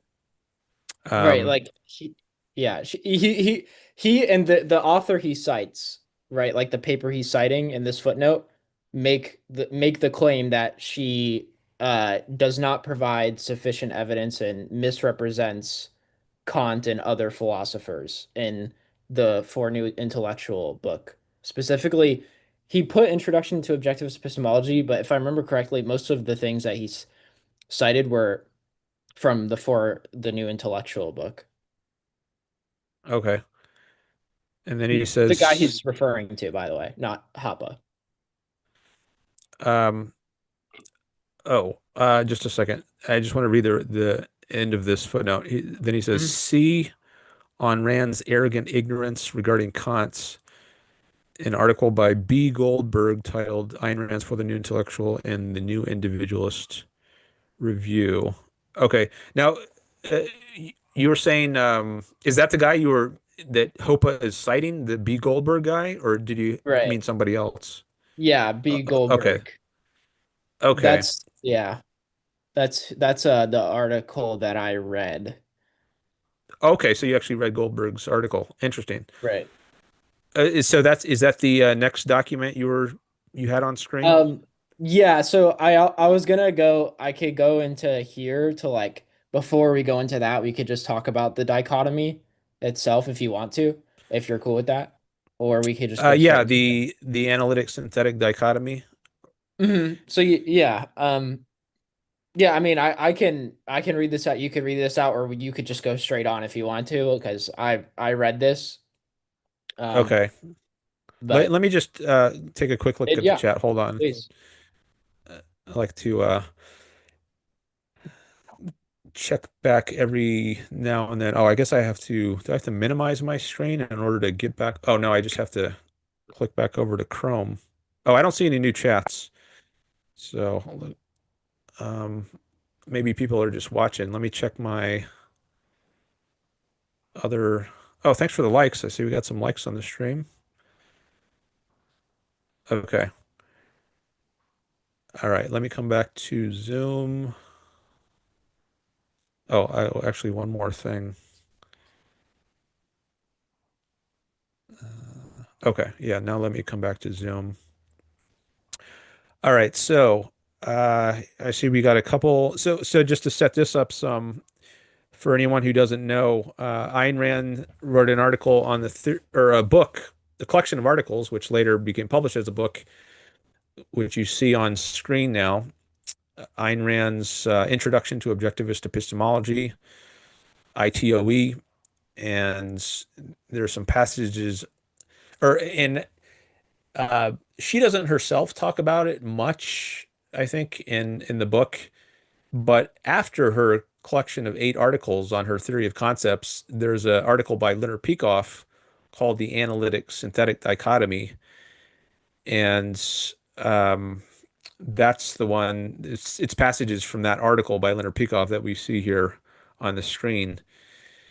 And there's there's some more that could be said to set this up, maybe should be said for the audience. So what is this whole analytic synthetic dichotomy? Um, let's see. Do you want to present that, or do you want me to explain it? I mean, either way, it's fine with me. Um, so I guess I'll just go and correct me if I get anything wrong, I guess. Um, Okay, it's been a while since I've looked at it myself, so I don't know that I've got sure. it all down. Yeah. But Well, yeah, go for it. yeah. So basically, analytic statement is like all bachelors are unmarried. It's true by definition. There's no new knowledge that you acquired. It's a tautology. Um, you could A is analytic a priori, I guess. Um, synthetic a priori is whenever tautological, it provides new knowledge. So synthetic a priori example would be like, um, I guess profits tend to equalize across industries. That's very much a synthetic a priori truth because it provides new knowledge outside of the definitions of the words that I used. So, if but basically, like another synthetic a priori truth, I guess, would be, um, I guess, other things being equal, if interest rates fall, asset prices go up. I think that would be also considered a synthetic a priori truth. Um, but basically, the idea is that if it's not contained in the definition of the of the terms, then it's also still true by necessity, then it's synthetic a priori. Analytic a priori is true by definition. Okay, I'm taking some notes here. True by definition and not true by definition. I wonder what will happen if we both share our screens at the same time. I don't know if that's possible. Let me see Uh-huh. what happens if I try to share my screen. Okay. Do you see my screen now? I don't at the moment. I think I would have to stop share, but I'm not I 100% wonder sure. I what just see your YouTube. face. Okay, I wonder what shows up on YouTube. If it now shows your screen or my screen. I just fast forwarded to the current. Oh, it looks like it's showing my stream or my screen right now. Mm, Okay, so if we go back to your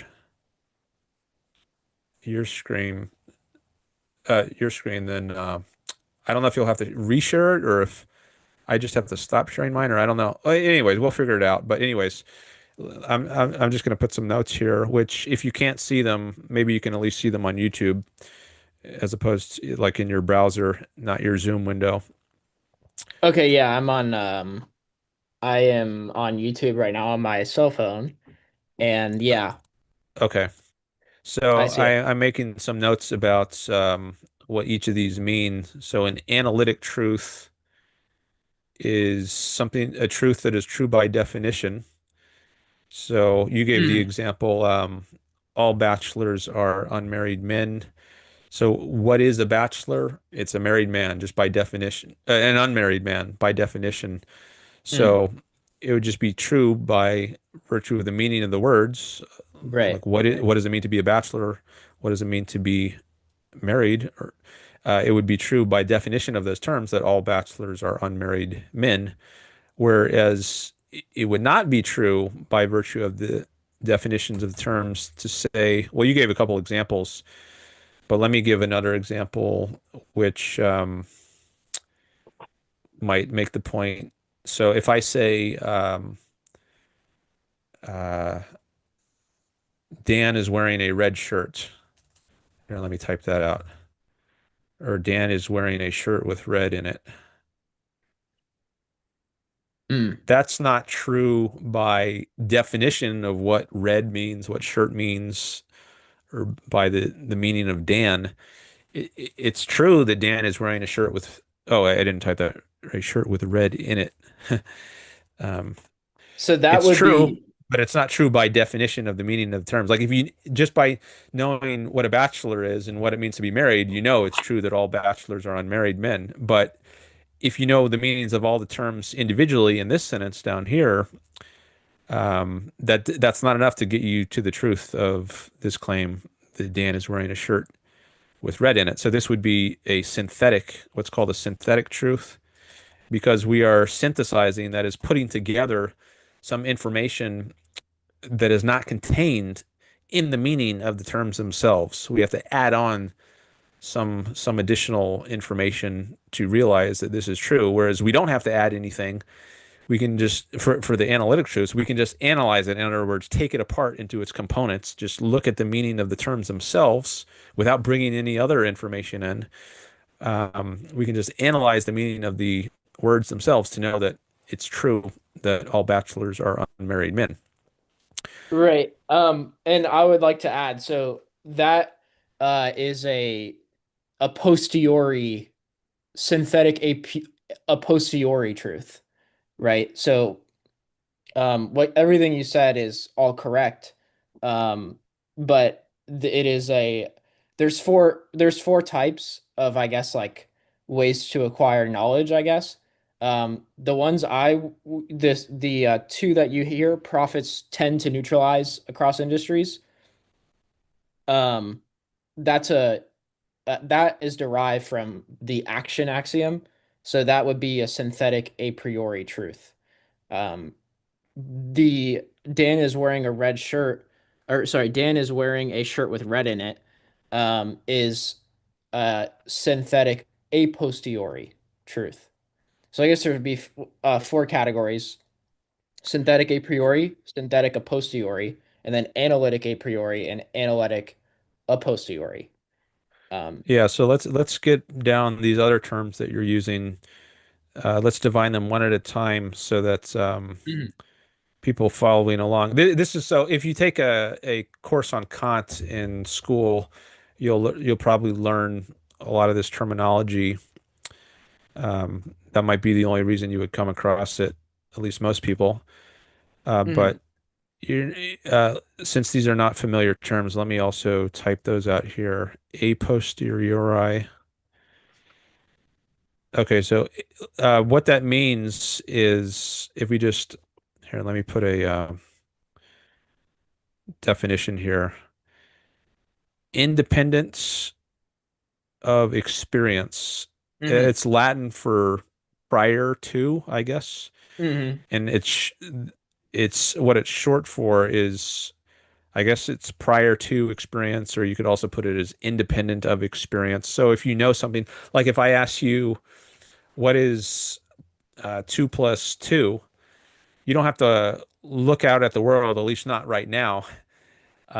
You can just do that math in your head. You don't have to have any kind of experience, um, or to affirm that. I mean, as a child, you do. Maybe there's some debate about this, but as a child, when you're learning numbers, you have to learn how to count. Maybe you're counting with marbles or blocks or something. So you have to have some kind of experience. But there are certain kinds of truths which, if I don't know if the claim by Kant is that you don't have to have any experience at all. Like they're just sort of innate. Like maybe A is A, is something which you you don't learn from experience, but just by reflecting on the meaning of it, Mhm. or that all causes have effects, or all effects have causes. Maybe that's I don't recall the examples Kant gives of a priori knowledge, but let me just for now put that definition and let me add for a posteriori, that means posterior to or after you've had experience, but you could also put that as dependent on experience. So Mhm. for the example of Dan is wearing a shirt with red in it, that's something that is definitely dependent on experience. You can't just reason from the meaning of shirt, the meaning of Dan, and the meaning of red to the fact that Dan is now wearing a red shirt with red in it. You have to have some experience, like you have to see me on Zoom or be here next to me. Mm. So once you have these four terms, analytic, synthetic, a priori, and a posteriori, you can now combine those into four combinations, which you just listed a bit ago. So they were, Mhm.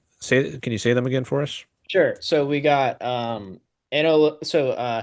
analytic a priori, analytic a posteriori.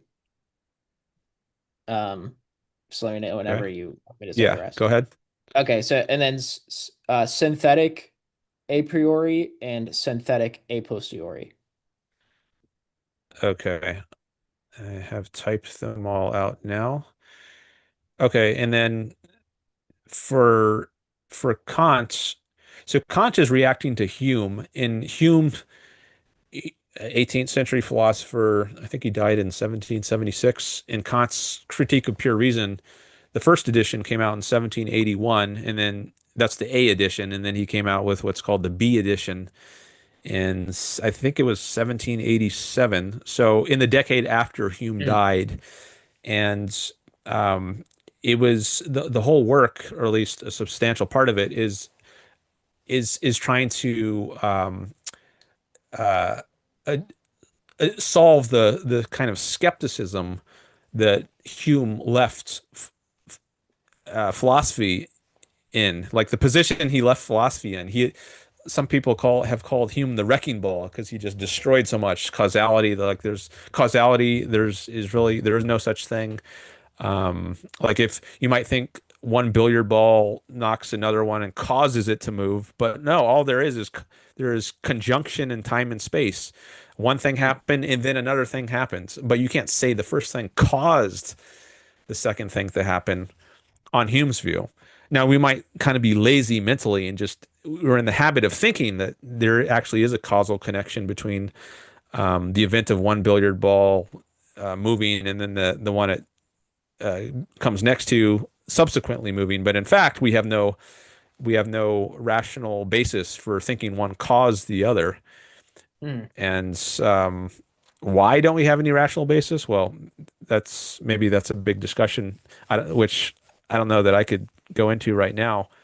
Maybe we can get into it later. But anyways, Mhm. Hume, he attacked causality, he attacked induction, the idea that we can have knowledge of the future. Like just because if I hold a rock in my hand and I let it go and the rock falls to the ground and then I pick it up and I hold it again and then I let it go and again it falls to the ground. Just because it's happened, a dozen times, 1,000 times, 1,000,000 times doesn't mean the next time it's going to happen. We can't infer from all these particular instances the generalization Mhm. that a rock always falls to the ground when you let it go. So he came up with what's called the problem of induction, and science is based on this. So like Newton's laws are these huge generalizations about the universe. For every action, there's an equal and opposite reaction. Mm. And now does science just crumble because it's all on a shaky foundation, an unjustified inductive generalization? Hume also, in addition to attacking causality and induction, he attacked the self. Like we are just a bundle of sensations, a stream of consciousness. There is no I, there is no ego. Mm. So he was attacking all kinds of things in philosophy, and Kant was Mm. trying to address this assault and trying to stitch the world back together in a certain way. And I think just to kind of sum up uh, the essence of Kant's answer to Hume, it's that the mind imposed causality on the nature of the mind is such that we couldn't have experience in the first place unless it came to us in a causal sort of form. Mm. There are what's Kant calls categories, these structures of the mind, and all of our experience of the outside world gets filtered in through these categories. So we can't help but experience the world in a causal way. It's not that the world itself, apart from our minds, is causal.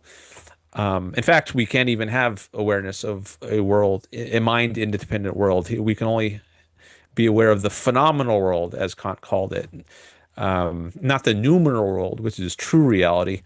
We can only have awareness of reality as it's been processed by the mind, and that's a distorting action, the processing. And if you read Ayn Rand and Leonard Peikoff, if you hear his history of philosophy courses and the way they discuss Kant, they attack him at the core and say this whole viewpoint is incoherent and doesn't make sense. And maybe we can go into some of that, but I just want to say a bit about what's motivating all these strange terms that that I've written here. Right, So right. I don't know that Hume. So Hume doesn't talk in terms of analytic and synthetic, and maybe he uses a priori, a posteriori, but he doesn't have this quadripartite sort of structure in the way that Kant does Mm. in this terminology. Now he does use other terms, like he talks about relations of ideas in matters of fact, and I think for Hume, matters of fact that corresponds to the synthetic sort of knowledge and a posteriori knowledge, and then there's relations of ideas, which corresponds to analytic and a priori knowledge. So, like the all bachelors are unmarried men, we can just relate the ideas to each other to know that that's true. It's not a matter of fact that it's that all bachelors are unmarried. It's just stipulated by how we define the terms. Mm. So there are some antecedents of Kant's terminology. Other philosophers have used other terminology. I think Leibniz might have this distinction in some term. Of course, he was writing in German or Latin, or maybe Latin. But anyways, Mm. Kant takes as his big project, or at least one of his big projects in his work, The Critique of Pure Reason, showing how a certain combination here is possible. Like analytic a priori, he thinks that's pretty straightforward. Synthetic Mm. posteriori, I think also straightforward. Mm. But I'm not sure about the other two. If he thinks both of them are like the one he really focuses on is the synthetic a priori, and he makes Mhm. a big deal about showing how that's actually possible. Whereas by, Mhm. I guess, prior philosophers' lights, it's not possible. I'm not sure what he says about analytic a posteriori, but anyways, that's not the one he focuses on. Mm. So, how can we have knowledge which is necessarily true? That would be the a priori part. Because if you get something from experience, it can't be necessarily true. It's only Mhm. contingently true. That's another set of terminology, the necessary and the contingent. Mhm. Um, I I don't want Yeah. to load too much terminology on the listeners, so maybe I'll just mention that without delving into that. But what Kant was looking for was a way to have necessary truths that are true of the world, not Mhm. just um, of given the meanings that we assign to terms. He didn't want to just have knowledge which was true in virtue of the meaning of the terms. He wanted to have knowledge of the world, and that would be synthetic knowledge. But he also wanted it to be secure, necessary, not contingent. So he was looking for the synthetic a priori. And this is a bit hand wavy because I can't claim I'm like 100% clear in my own mind. It's been a few years since I've studied Kant, several years. But anyways, I want to at least convey some vague idea for the project that's motivating all this what might seem just mysterious, totally foreign terminology for people who are just coming at this cold and they have no idea what any of this is.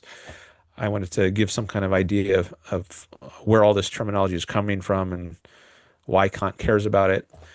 Feel free Mm. to raise questions in the chat if you want to about all this. And but anyways, Before let me we come back proceed, to you. Go ahead. yeah, before we proceed, can I ask you a question about something that you just were talking about? Sure. Um, so it's so Hume, by the way, I know Hume because of economics. He had like the price specie flow mechanism theory and others. But we don't have to talk about any of that because it's not even on topic. But basically, I'm familiar with him when it comes to economics a little bit, but not philosophy really at all. So just to be sure, he I mean, I guess I know a little bit, but not much at all really. Um, so just to be sure, like he denied the law of causality. I guess I think that's a fair way to put it. Like he would say he talked about constant conjunction as opposed to cause and effect. So he might give what you could call a deflationary understanding of causality. He might say, yeah, okay, you can say one thing causes another, but what you mean by that, or what's really happening when you say that is there's just a conjunction of two events in space time. So one, to take the billiard ball example, one ball um, comes next to another in time and space, and then the second ball starts moving. Mm, And that's all that we can say is really happening. We can't say that it's impossible for when the first ball hits the second. Maybe the second one will fly up into the air instead of roll forward uh, on the table, or maybe the second ball will turn into a snake. That's not impossible. I mean, there's nothing in the in the nature of, as far as we know, there's nothing that's stopping that. You might say that's a mm, miracle, but um, we have no justification for just saying just because it's happened a million times in the past or a billion times that when one ball hits another, that the second ball moves forward. That doesn't mean it's going to happen the next time. mm, So all there has been is our experience of constant conjunction. It's not that mm. one event necessarily leads to the next event. It only contingently leads to the next events. So that necessary Yeah. contingent terminology is, I think Hume does use those terms, if I recall correctly. And the world is just the world of experience. The sensory world is just full of contingent events. There's no necessity. There's no like, I think Leonard Peikoff puts it like this in his History of Philosophy course. There's no little flag that sticks up when one ball hits the next that says the next ball will necessarily move forward.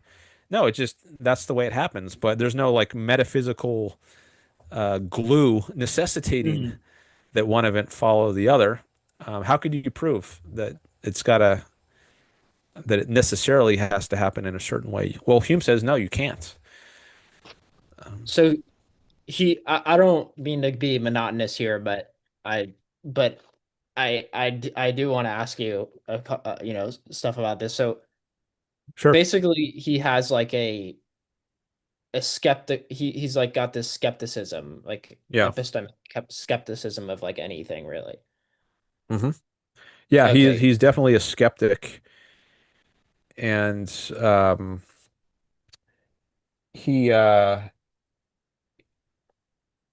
he says in I think to the end of his work, I don't know if it's the Inquiry on Human Understanding or Treatise of Human Nature, but he says that you can't actually live this way, like in not go insane. I forget exactly how he puts it, but he says when he leaves the philosopher's study and goes to play a game of backgammon or something, he just kind of forgets everything he wrote in his philosophical study, and he goes out and lives his life normally, and he sits on chairs and expects that they will hold him and not just turn into a soap bubble and dissolve or whatever. But Mm. when he thinks as a philosopher, do I really have any justification for thinking the world doesn't just act in these bizarre ways? he says, no, I really have no rational justification for thinking that the world is a lawful, causal kind of place with entities having stable identities. Um, Hmm. and then, so he is a skeptic, and he's skeptical of causality and the existence of a self and the validity of induction. Those are some of the examples I gave. And then Kant tries to answer that skeptical challenge. And Leonard Peikoff characterizes Kant as a complacent skeptic. So Okay. he says, I guess, because Kant concedes, yes, it's true that the real world, or what Kant calls the noumenal world, we have no idea what that world Can is you say like. that So again? he is a The what skeptic. world? Noumenal, I'll type that in Numinal. the, Okay, got you. yeah, he uses the word noumenal or noumenal world or realm as opposed to the phenomenal Okay, got realm, you. the world of phenomena which we experience. What is Hmm. the world like apart from our experience before it has been processed by these categories that are built into the structure of the minds? He says there are 12 categories. Causality is one of them. Reality, existence, identity. Um, I forget Okay, all thank of them. you. Unity, I think, might be one. But anyways, our mind processes the world, there's data coming into through our sense modalities, I guess, and then they get processed by the mind, and the mind imposes a certain kind of structure on the experience, the experiential data which is entering our senses. Now, even in this picture that I'm explaining right now, I'm not sure it's coherent because it might, for example, because if the idea is that the outside world is causing us, it is causally interacting with our mental faculties. Well, causation is already a mental category, so it makes no sense to say like there's data in the outside world which is causally interacting with our minds because that implies somehow that causation is mind independence. Hmm. I probably didn't make that very clear, but anyways, let me not try because I don't know that I can do a good job. A lot of this I have to be kind of hand wavy. I'm not a Kant scholar or a Hume scholar. I'm just trying to give people Sure. at least a vague idea. So Kant conceded to Hume that we can't have knowledge of the noumenal realm, which for Kant is true reality. We can only have knowledge of phenomenal reality or the phenomenal realm. So in that sense, he's a skeptic. Hmm. But he's a complacent skeptic because I think his attitude is, well, it doesn't really matter if we don't have knowledge of the noumenal realm. It's all we need for science is the phenomenal realm. We can just Hmm. be happy in our living in our matrix, so to speak. It doesn't really matter what the true world is like. So, anyways, maybe that's just more hand wavy kind of vague stuff. But yes, Hume is a skeptic, and Kant is a different sort of skeptic, but he's what you might call a complacent skeptic. Um, and I'll just pause there. No, yeah, thanks for providing that. Okay, that I guess clears things up about human content um quite a bit. I suppose that I'm ready to I'm ready to go to the lexicon on a priori because like I so I don't know, like this is new to me, right? So you have to kind of help me through. I haven't read Introduction to Objective Epistemology yet. I have the book, but I Hmm. read the fiction first. Haven't Okay. read We the Living yet, obviously, or I haven't. Yeah, so I've been, like I said, I've been recently I've been reading Walter Block's books that he sent me. I'm almost done with all of them, and I've just been reading other things because I'm researching for a paper that I'm writing as Hmm. well. So but anyway, and then this is how we got here. So but anyway, yeah, so I guess I just wanted to put that qualifier out there just uh before I say something that sounds insane or just totally wrong. Sure. Please just know that I'm a novice when it comes to this. So I guess I could read out the lexicon, or you could pull it up on the a priori or whatever, and you could read it. Doesn't matter. Yeah, Maybe. let me just, I'm curious what happens if, because your screen is going to be the one I want to see, but I'm curious what happens like on Zoom, like right now, I think my guess is only one screen can be shared at a time. So on YouTube, I'm still seeing, yeah, I'm still seeing my screen. So let me stop the screen share and then you will be able to share yours again. And I guess is it just those two paragraphs you wanted to read? Yeah, yeah, I think so. Okay. Okay. Yeah. For now, at Go. least. Yeah. Go. So go ahead and you can read those, and I might pause you, or maybe after you read them, I'll give some more background. But if you want to read those now, that's fine. Yeah, sure. Please do. Feel free. I won't be offended at all. The failure to recognize that logic is man's method of cognition has produced a brood of artificial splits and dichotomies, which represent restatements of the analytic synthetic dichotomy from various aspects. Three in particular are prevalent today: logical truth versus factual truth, the logically possible versus the empirically possible, and the a priori versus the a posteriori. Um, and then she goes on. Uh, That's Leonard it- Peikoff. oh, okay, it's Leonard Peikoff. Sorry. Um, Leonard Peikoff says in the page prior, it seems, any theory that propounds an opposition between the logical and the empirical represents a failure to grasp the nature of logic and its role in human cognition. Man's knowledge is not acquired by logic apart from experience, or by experience apart from logic, but by the application of logic to experience. All truths are the product of logical identification of the facts of experience.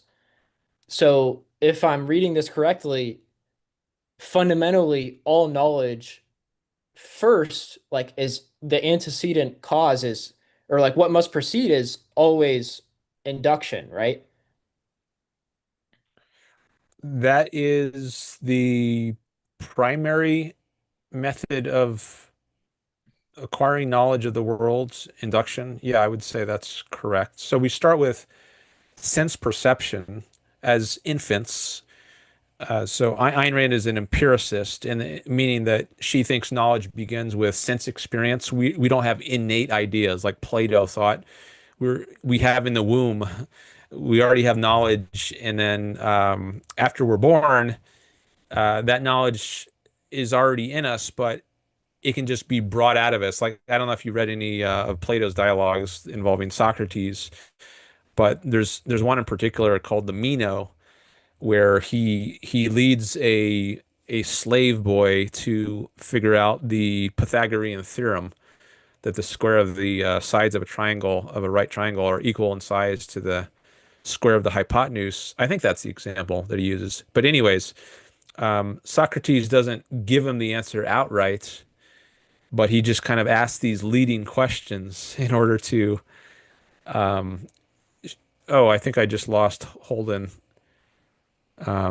He disappeared from Zoom. Maybe his that happened before once. His Wi-Fi crashed, so I assume he'll try to call back in a minute. So I maybe I'll just pause on what I was saying about Socrates and innate knowledge until he gets back. I see we got some people here watching. Got another like. Thank you.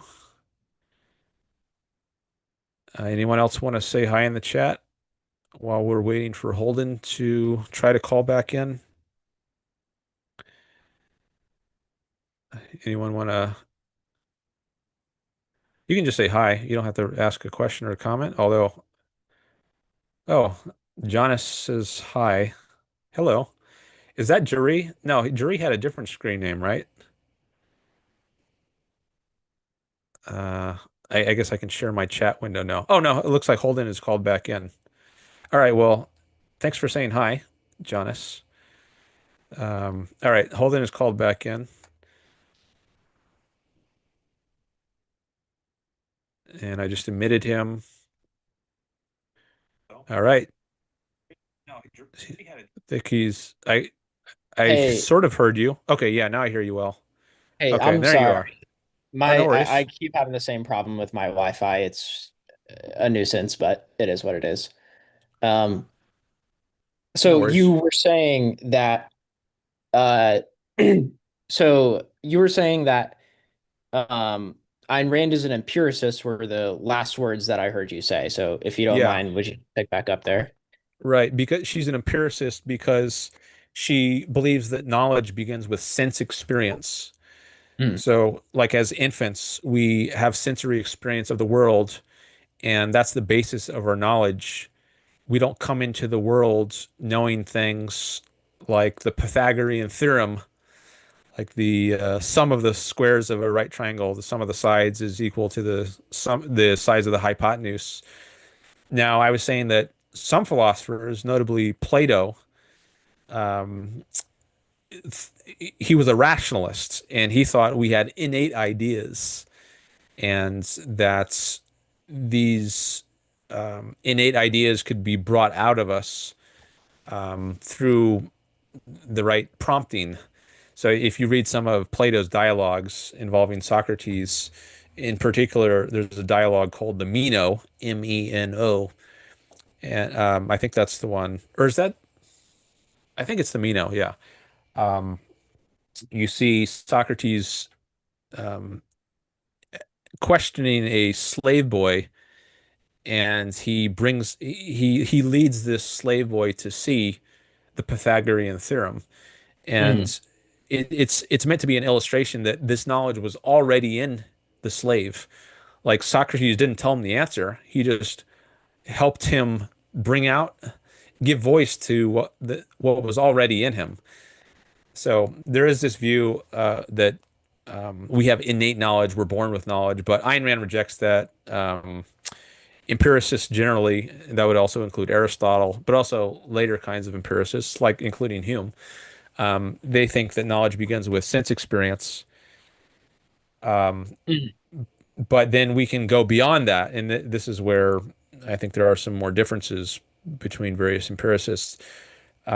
We can validly generalize from experiences and form principles, and that's a process of induction, Hmm. and uh, that is the primary means of acquiring knowledge. Like you can't deduce until you first induce something, because deduction is a process of applying a general principle to a particular case.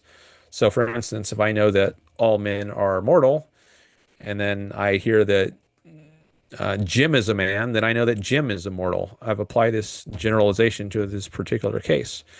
But where did I get that generalization to begin with? Well, that had to be through a process of induction, unless you're a rationalist and believe in it was just innate in me. I was born with that. If you're an empiricist, we acquire the generalizations through a process of induction. Hmm. And I forget why that came up, but I remember you asked some question about induction, like Hmm. does Yeah. So basically, induction the is how we is how we've is how first like it must precede um like for us to acquire any knowledge in the first place, it must we must induce first, right? well, at least any conceptual knowledge. You can, I mean, if you think perception, you might think perception or sensation gives you some kind of knowledge of the world, but Hmm. it's not conceptual knowledge. You might So, get more clear on this after you read ITOE, but mhm. there's a distinction between different forms of knowledge. Like animals, they have what you might call perceptual knowledge or sensory knowledge, but they don't have the level of They can't abstractions or abstract. Yeah. concepts. Yeah. So conceptual knowledge does require induction. Well, even there, maybe I should. or at least an inductive like process. And this again, you'll get to more in ITOE, to form concepts like the concept man. It's which is an example Ayn Rand discusses a lot in ITOE. We have to Hmm. identify similarities in the things that we observe. So a young child will notice similarities between its mother and its father and its brother on the one hand, and the dog and the cat and the rat and the various other living organisms on the other hand, and it sees the various humans as being similar against this background of differences. Um, they're pushed into they like if you only saw a human in isolation, it might not seem similar, but once you have an awareness of multiple humans and something that contrasts with them, like a dog, now all of a sudden the human seems similar to each other. Whereas if Hmm. you just had one human you observe in isolation, then there's really nothing to compare it to. So it wouldn't seem similar to anything else. But anyways, we we eventually learn as children to abstract some sim this we learn to identify similarities, and then we form a concept, and then come up with some word to denote the concept, and that's a process of going from many to one. So we see these many human beings, for instance, Joe, Jim, John, Larry, Denise, Darcy, and then we unite them into the concept, the one concept, human being. So that's a process of going from many to one. But induction, in the more strict sense, it takes concepts as its inputs. So you're already starting from the level of concepts. So let's say a child has built up a vocabulary. Maybe it's 6 years old and it's got, I don't know, several hundred or several thousand words. I don't know how many they have at that point. But anyways, it's got a vocabulary of full of concepts, and then it can put those concepts together now and not just identify man or dog, but it can, I guess before it gets to generalizations, it can just synthesize predicates with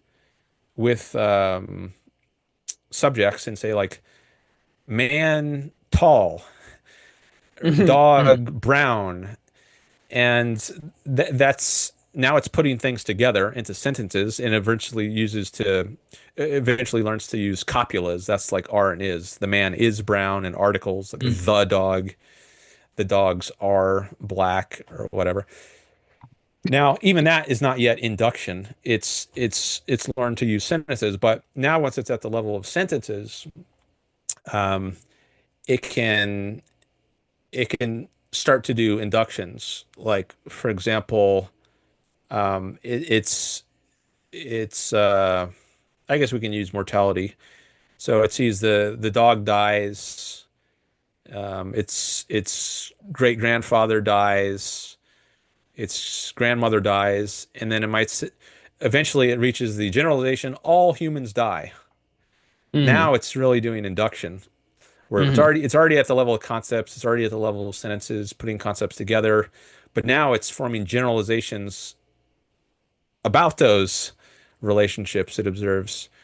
And then you're really at the level of induction. So there are some prior steps in knowledge before you get to induction. Um, but you do have to do some induction before you can start doing deductions.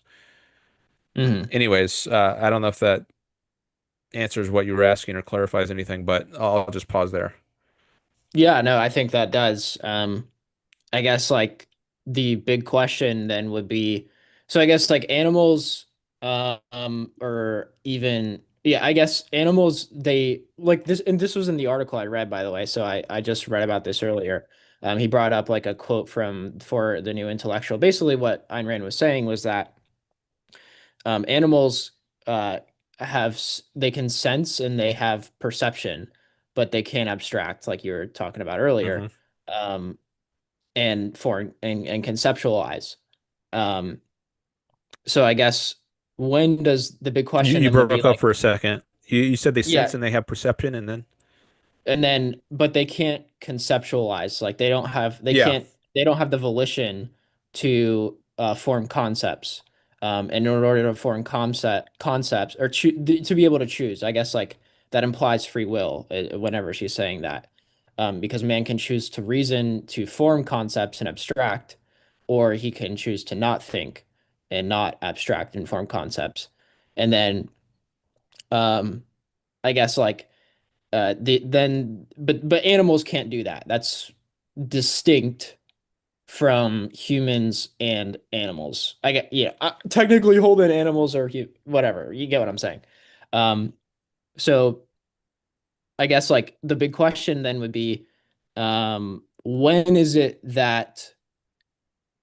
So you're. I guess you were kind of getting to it where what you were just saying is you can reach the process, you can attain the process of abstraction. Like, you could start abstracting and conceptualizing whenever you can make generalizations about the world through induction, and then you can deduce and form and abstract. And that is that, am I going in the right direction, or I'll just let you go?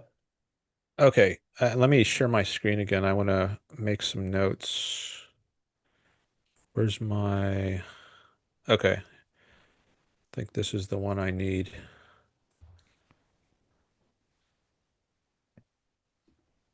Yeah. Okay, so I'll make a list here. I'll call it the order of knowledge. Hmm. So so uh, I guess I'll number these. First is sense perception, and uh, I guess I'll put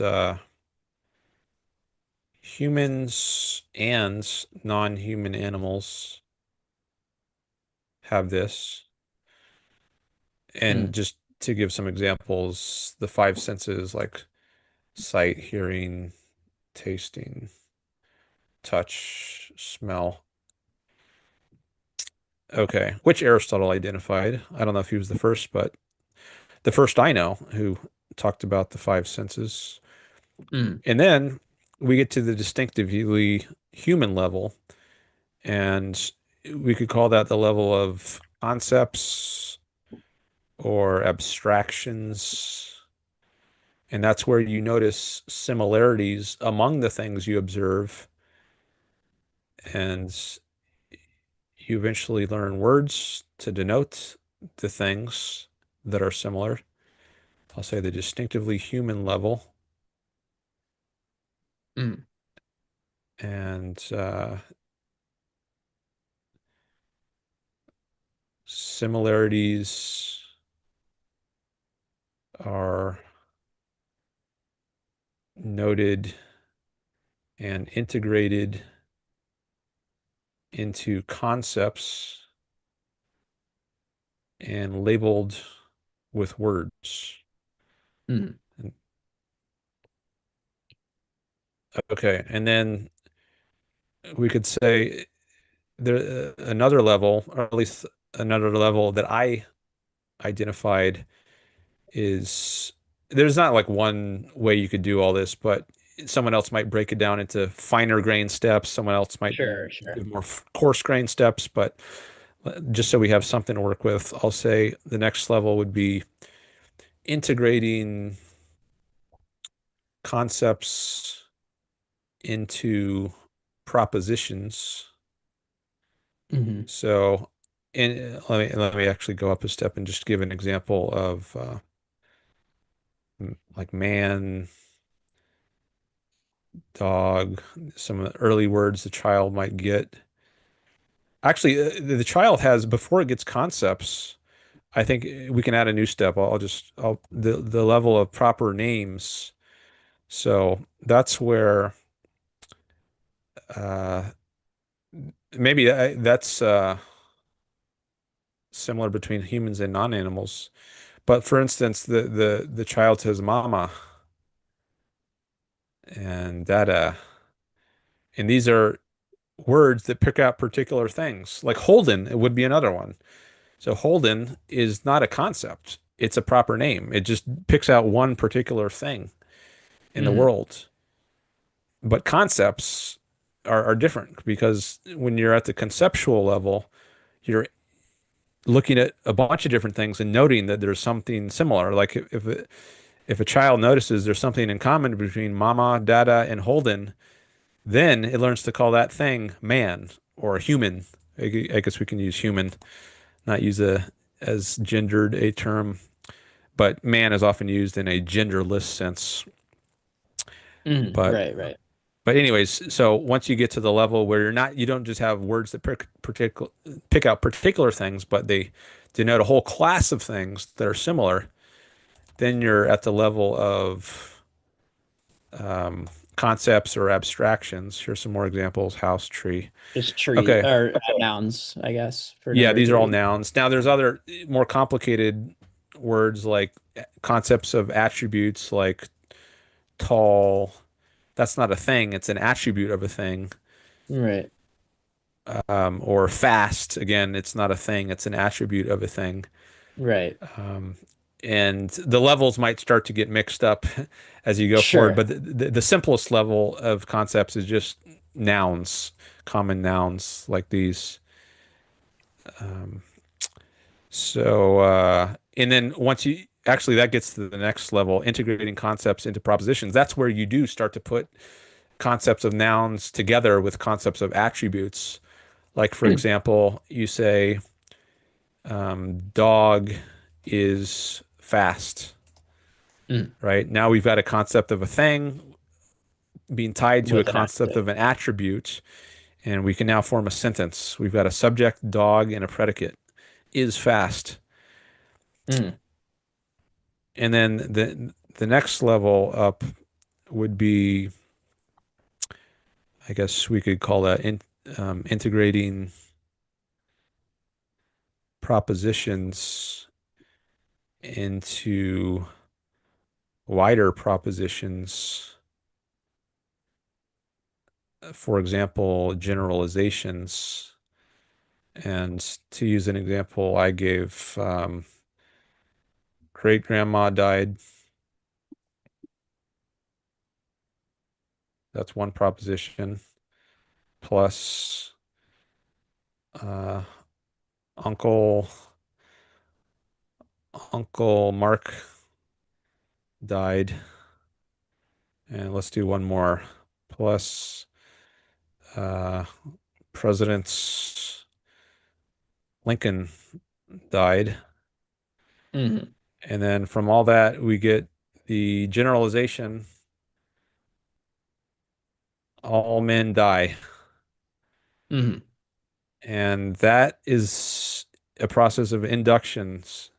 So I guess here is where we can, maybe this is the first point where we can label it as induction. Okay. Hmm. So those are, I guess I've got it broken down into 5 levels the way I've done it here. And as your knowledge builds, it might get a lot more complicated and you don't get every concept before every generalization. Like maybe you've never heard of a quagga, which, Hmm. have you ever heard of a quagga? I have not. Okay.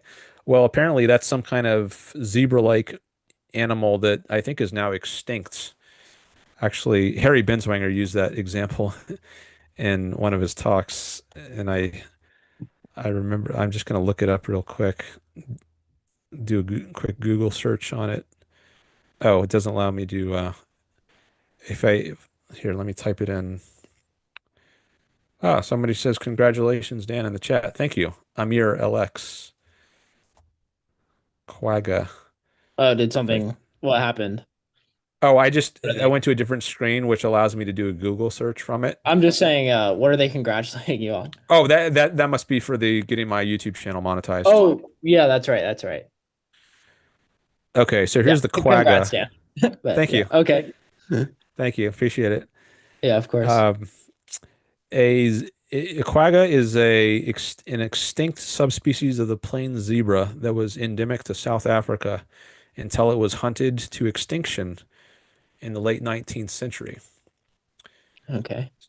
So it has two G's actually. So that's a word which you are just learning now, when you're, well into your life, 20 years old, around there. But you've already got many propositions, you've made many generalizations about the world, like Mm. about supply and demand, maybe economic generalizations. So the fact that we have some concepts or abstractions as before any propositions or generalizations doesn't mean we get every concept before every proposition or generalizations. So these Uh-huh. things can start to go in different orders. It's not like we get all the concepts first and then we get all the propositions Right, and then we right. get all the Okay, yeah, generalizations. that's an You can important learn, clar. Yeah, yeah. So it gets more complicated as your knowledge structure grows. sure. Because I don't know what a I didn't know what a quagga was, 2 minutes ago, but I obviously have made uh generalizations of the world um Yeah, on the fifth stage, right? yeah. So where do we go from here? I don't know if you have an idea in mind. I Yeah, forget what. so Yeah, go ahead. yeah, so I guess yeah, that was very helpful. It was um yeah, I mean pretty refined and helpful for the purposes of what we got for me at least. So I guess the next thing I was going to talk about was the article he linked, which I read earlier. Um, let's see. Oh, What? which one? The one in the footnote by Goldberg or that guy? Right. Yeah. Okay. The article that he cited or basically endorsed in the Okay. footnote. Yeah, so just before we go on to that, let me say, let's see, if I stop the screen share, is it going to show your, oh, because it doesn't show your screen anymore of the quotes from ITOE. That's Oh okay. yeah, sure. I was just going to say about that, and maybe this was already clear, but just to make sure it is. So Ayn Rand rejects that whole dichotomy between analytic and synthetic and a priori and a posteriori knowledge. And Mm. to understand why she rejects that, you might need to read ITOE, Introduction to Objectivist Epistemology. In particular, I think the chapter on definitions, chapter 5, is where that's probably most relevant to the issue of the analytic synthetic dichotomy. Mm.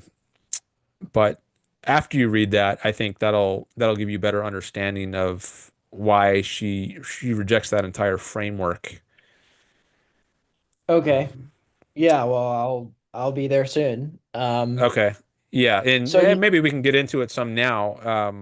But I just want to say at least that much. Um, Sure. Yeah, no, I mean, thanks for that. Yeah, it's good to know. I'm glad that you said that before we brought out the article. That I mean, clearly, I mean, I got that it was kind of heading in that direction that she was based on what they said, but yeah. it's good to but anyway, I guess by the way, Rothbard wrote this book called Economic Controversies, which I read a few months back, maybe like 4 months ago or something, 5 months ago.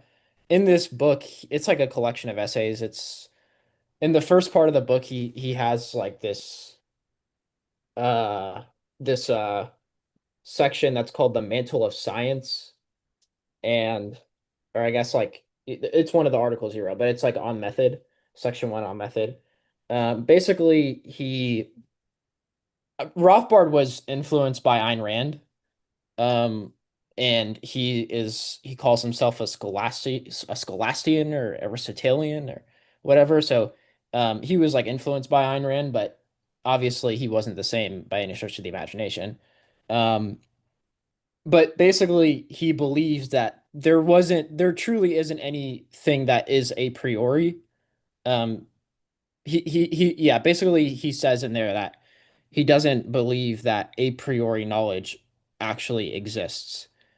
even when he uses the word. Like, um, basically, yeah, he says, let's see if I could give a good quote. Um, Basically, Professor Mises believed that a priori knowledge did exist. Um, Rothbard didn't believe it existed in the same way that Mises did.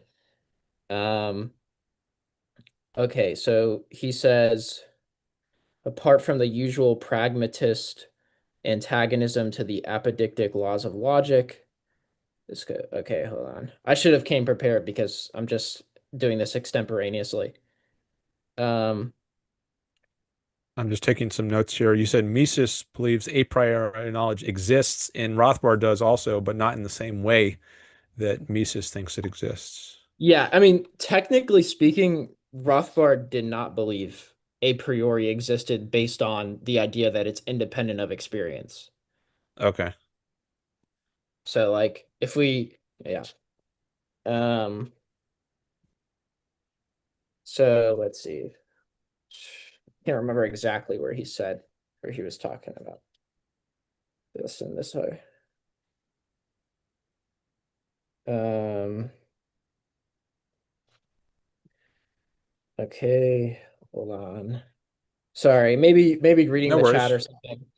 Yeah, I was Um just going to say that Ayn Rand was very complimentary about Mises as an economist, but not when it came to his deeper philosophy. And I guess we're seeing part of the reason why. Now, I don't know much about Mises myself, but I have heard that he is.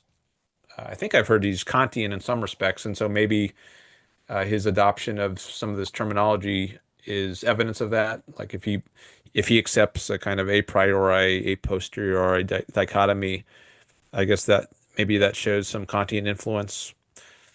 Yeah, he was Um, definitely influenced by Kant. There's no doubt. Like, if you read, yeah, his work is definitely influenced by Kant. He compliments him in his book Socialism.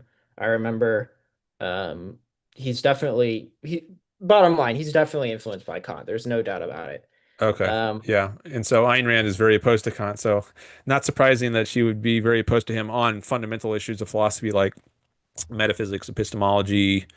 sure. Um, I don't know what kind of ethical viewpoint Mises has, but anyways, yeah, her high regard for him as an economist is I think very different than her attitude towards other parts of his philosophy, Uh-huh. which Yeah, which Mises was utilitarian, um, okay, Kantian kind of.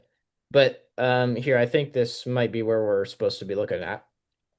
It says there is considerable controversy. This is quoting Rothbard here in Economic Controversies. There is considerable controversy over the empirical status of the praxeological axiom. By the way, if you're not familiar or anyone listening is not familiar, the praxeological axiom that serves as the foundation for all other axioms in economics, according to praxeology, is the action axiom, which states that man acts or man has ends that he wants to attain, and in action he aims to attain these ends. Um, so man acts essentially. Man acts to remove felt uneasiness, as Mises would put it, in human action. okay, Anyway, um, so and that's like where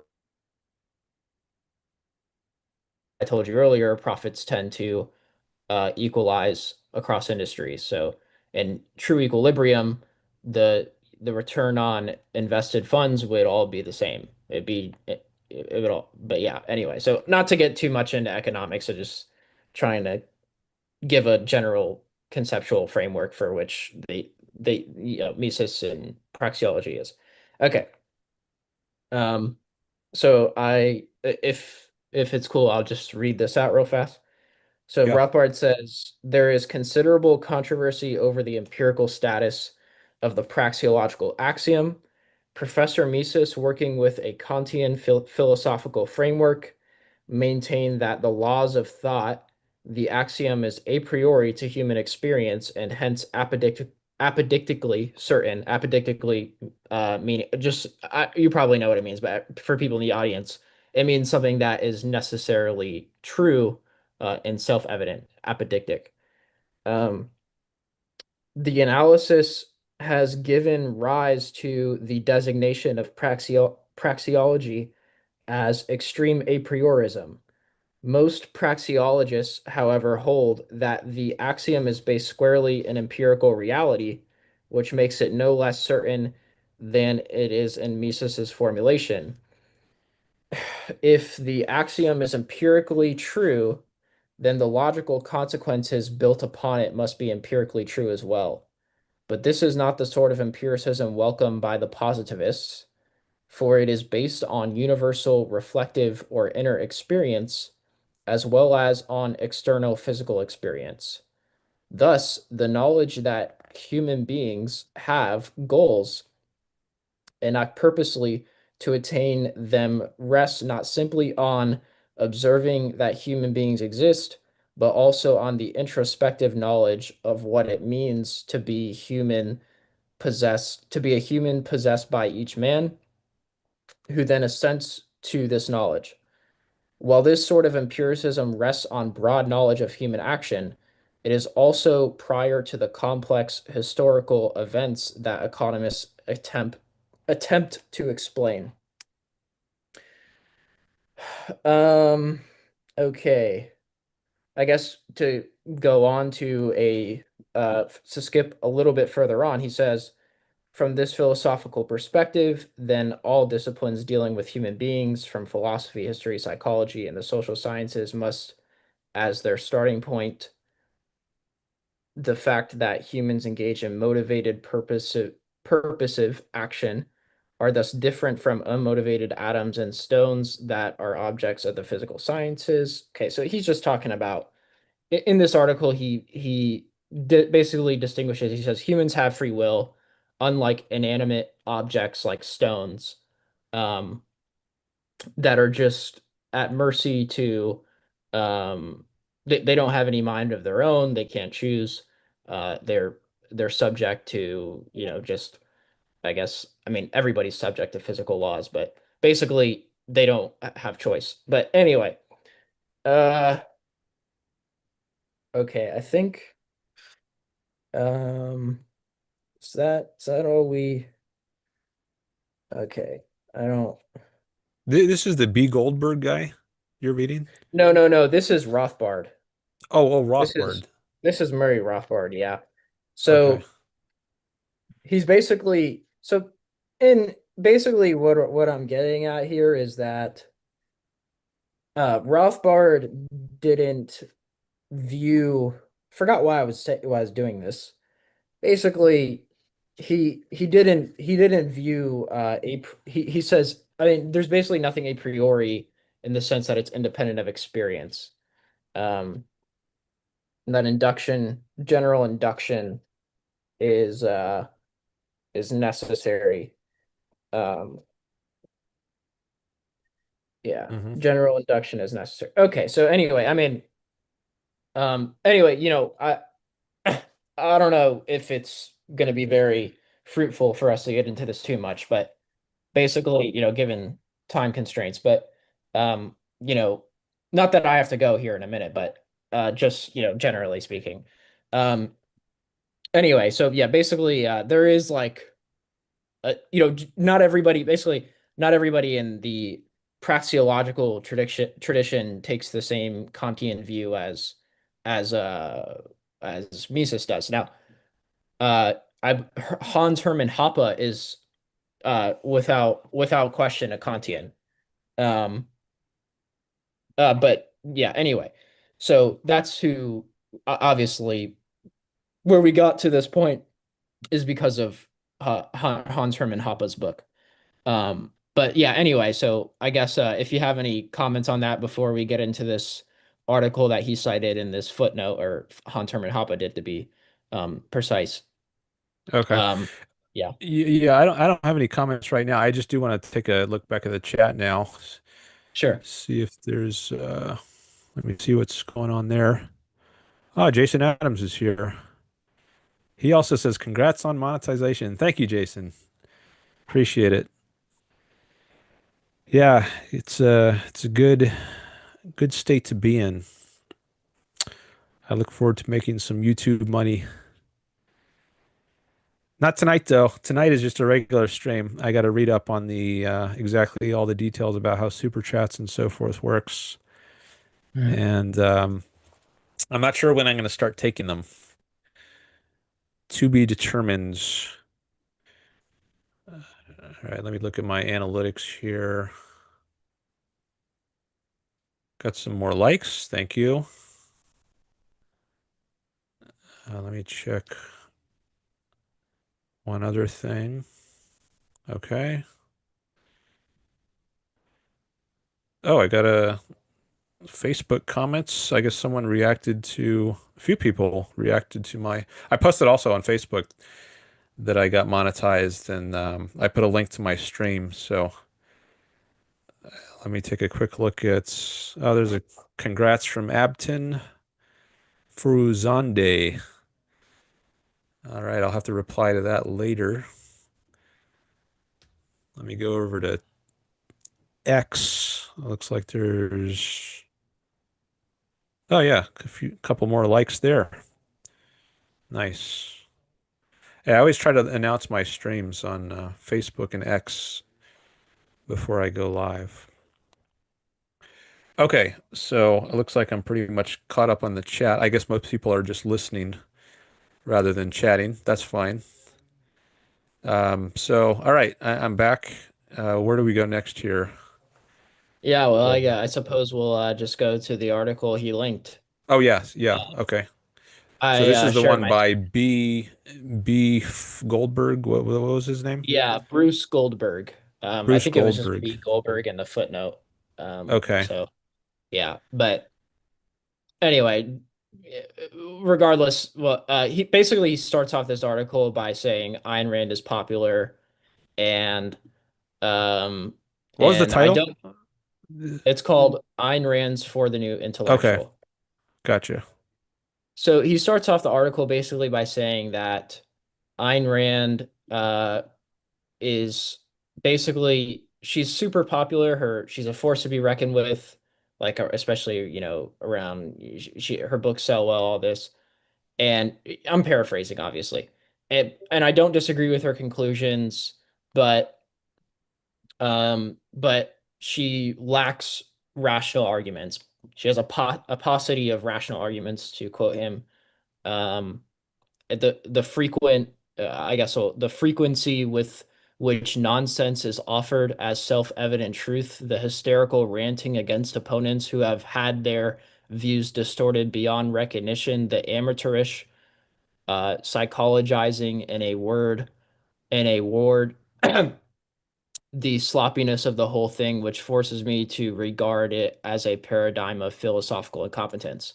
So this guy is clearly contemptuous of Ayn Rand from the start. Hmm. Um, so he's basically just saying, but at the risk taken, I shall treat this book seriously, with perhaps only the popularity of the doctrine to justify the enterprise. Okay. All right. So, Harsh um, words. yeah. So, any thoughts on, I guess, that before we Well, keep it makes me wonder if I even want to give this guy a platform. right? So If you don't, like, that's totally fine. Like I, so I if someone is just insulting Ayn Rand, then it makes me. I mean, there has to be good reason to engage with the person. Like there has to be some kind of compensating value. So right, that's what I'm thinking about now. So I guess one way um, to proceed would be you can just like if he makes some kind of uh, criticism of Rand's that you find persuasive, um, maybe you could just put the criticism or the objection in your own words, and then we can kind of weed out all his sure, insults and invective and just deal with the substance of the issue. Um, I don't know if that's why you were interested in discussing this person's article. Maybe you think is it because he made some objections that you think are persuasive or what? Yeah, no. So the reason I brought it up was because I was curious on how you would respond to the arguments. I'm not persuaded by the arguments myself, but I was curious how you would respond as, you have a PhD in philosophy, you have studied objectivism, and I would just be curious on how you would respond. Now, Okay, I based on I wanted um to bring it to you. But sure. I by no means am I saying that, you should do this or anything. Um it's Okay. totally up Well, to you, there's of course. so this is somewhat new to me. Like, I've never, well, for one thing, I've never had somebody else share their screen on my stream. Sure. But aside from that technical novelty, there's the question of like what's the best way to deal with someone like this, Bruce Goldberg, who is insulting Ayn Rand. Is it better to just discuss his ideas apart from like showing his article, including all the ad hominems or insults? Um, that's what Right. I'm kind of thinking off the top of my head about. This is improvising, and one of the things that you got to do when you're live streaming. Um, so I'm thinking right now. So I guess if you could, I could tell, I don't have to like read it out. I could tell you kind of what he says, I guess. yeah, Um let's try that. Just like put in your own words sure. the objection he raises that you're interested in getting my take on. So yeah. Yeah, Yeah, so yeah, he brings up several objections, but he starts off with, I guess, I mean, he starts off with the one that I'm most curious about what you would have to say. Um, so basically, he says that he quotes Ayn Rand. I guess quoting Ayn Rand, I mean, reading out Ayn Rand's quote might be fruitful sure. for this because it's not obviously. So he says, uh, or she says, man's consciousness shares with animals the first two stages of its development, sensations and perceptions, but it is the third stage, conceptions, as we were talking about earlier, that make him man. Sensations are integrated into perceptions automatically by the brain of a man or of an animal, but to integrate perceptions into conceptions by a process of abstraction is a feat that man alone has the power to perform, and he has to perform it by choice. The process of abstraction and of concept formation is a process of reason, of thought. It is not automatic, nor instinctive, nor involuntary, nor infallible. Man has to initiate it, to sustain it, and to bear responsibility for its results. The preconceptual level of consciousness is non-volitional. Volition begins with the first syllogism. Okay, so perhaps I'll pause there and perhaps Mhm. maybe you have some thoughts, or I'll just keep. Okay, Um, yeah. Let's pause there and let me get up my notes document. Okay, first I want to look this guy up. I want to do a quick Google just to get a very quick overview of who this guy is. I think I've heard his name before, but I've never really. It's just a name. Like I can't remember anything about him other than he's somehow came up in the objectivist world. And then I want to make, okay, one other notes, quotes. Okay, so let me, yeah, I'm not sharing anything right now. So if I, yeah, if I open this tab, I'll just put his name in there. Bruce Goldberg. Let's see, is this the same hypnotherapist? I don't know if that's the same Bruce Goldberg. I need some, I guess I can look up his, he said in the article later on that he was a historian, I think. Historian? Okay, let me So put that in the Google search maybe that box. I I don't know who he is though. Okay. Well, let's see. This is the same photo, I think, as he's got an Amazon page about the author. Bruce Goldberg is a clinical hypnotherapist who wrote the international bestseller Past Lives, Future Lives, as well as Dream Your Problems Away. Uh, he has appeared on a wide variety of major shows, including Oprah. I'm okay. I'm doubting this is the Bruce Goldberg. Maybe if I put Bruce Goldberg, Ayn Rand, that will turn up the relevant Bruce Goldberg. All right, here's something saying he wrote a review of For the New Intellectual in 1961. He was a writer, and his review is cited in various academic and historical sources. All right, that's all it says in the overview, the AI overview. Let me. Oh, Lost Letters of Ayn Rand. Okay, well, I don't want to spend too much time digging. Sure, yeah. So, all right, well, maybe I'll look into it more later. I just wanted to see if I could find anything quickly. I didn't really find anything too interesting just on a quick search, but all right. The other thing I was going to Sure. mention, or he doesn't, I didn't see quotes in the that quote you just read from Ayn Rand. I didn't see quotation marks Yeah, around it. same. I was confused when I first read it. I was like, what's going on? So that's just a Um, very basic scholarly practice you should do. You should like if you're not going to put quotes, you should like indent it or something. So I don't right. know if this is a sign of like something more general sloppiness about work, or maybe this was just like a private draft which he didn't circulate. It looks like it's a maybe a Word document. So maybe I shouldn't put too much weight on that, but that just was one little thing that caught my eye. Um, Right. Yeah, but it okay. did for me as well.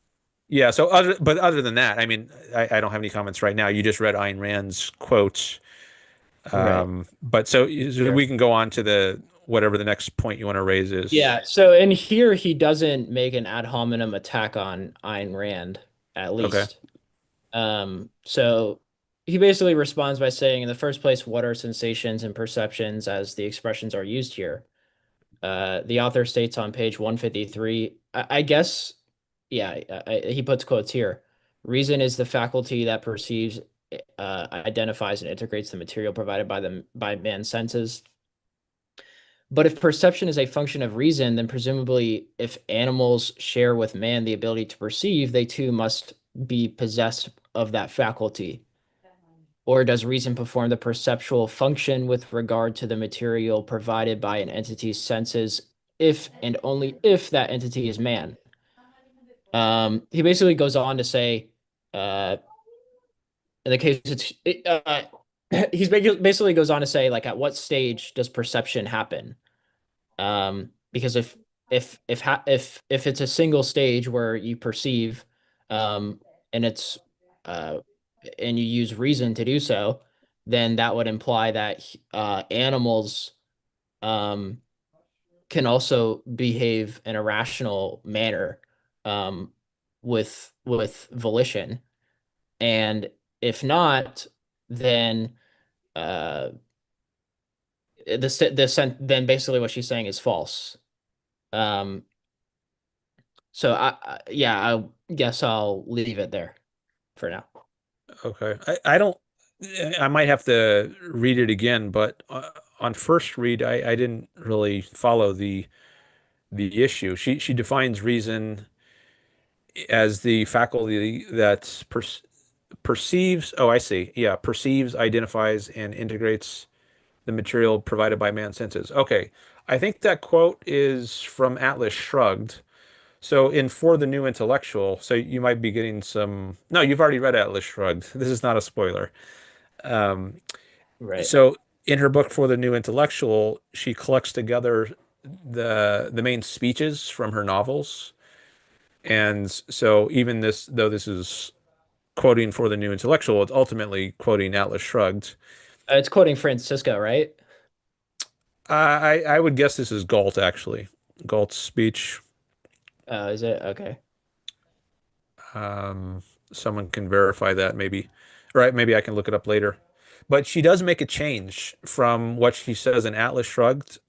And I don't know if it had anything to do with his article. You said this was published in, was this published in 1961?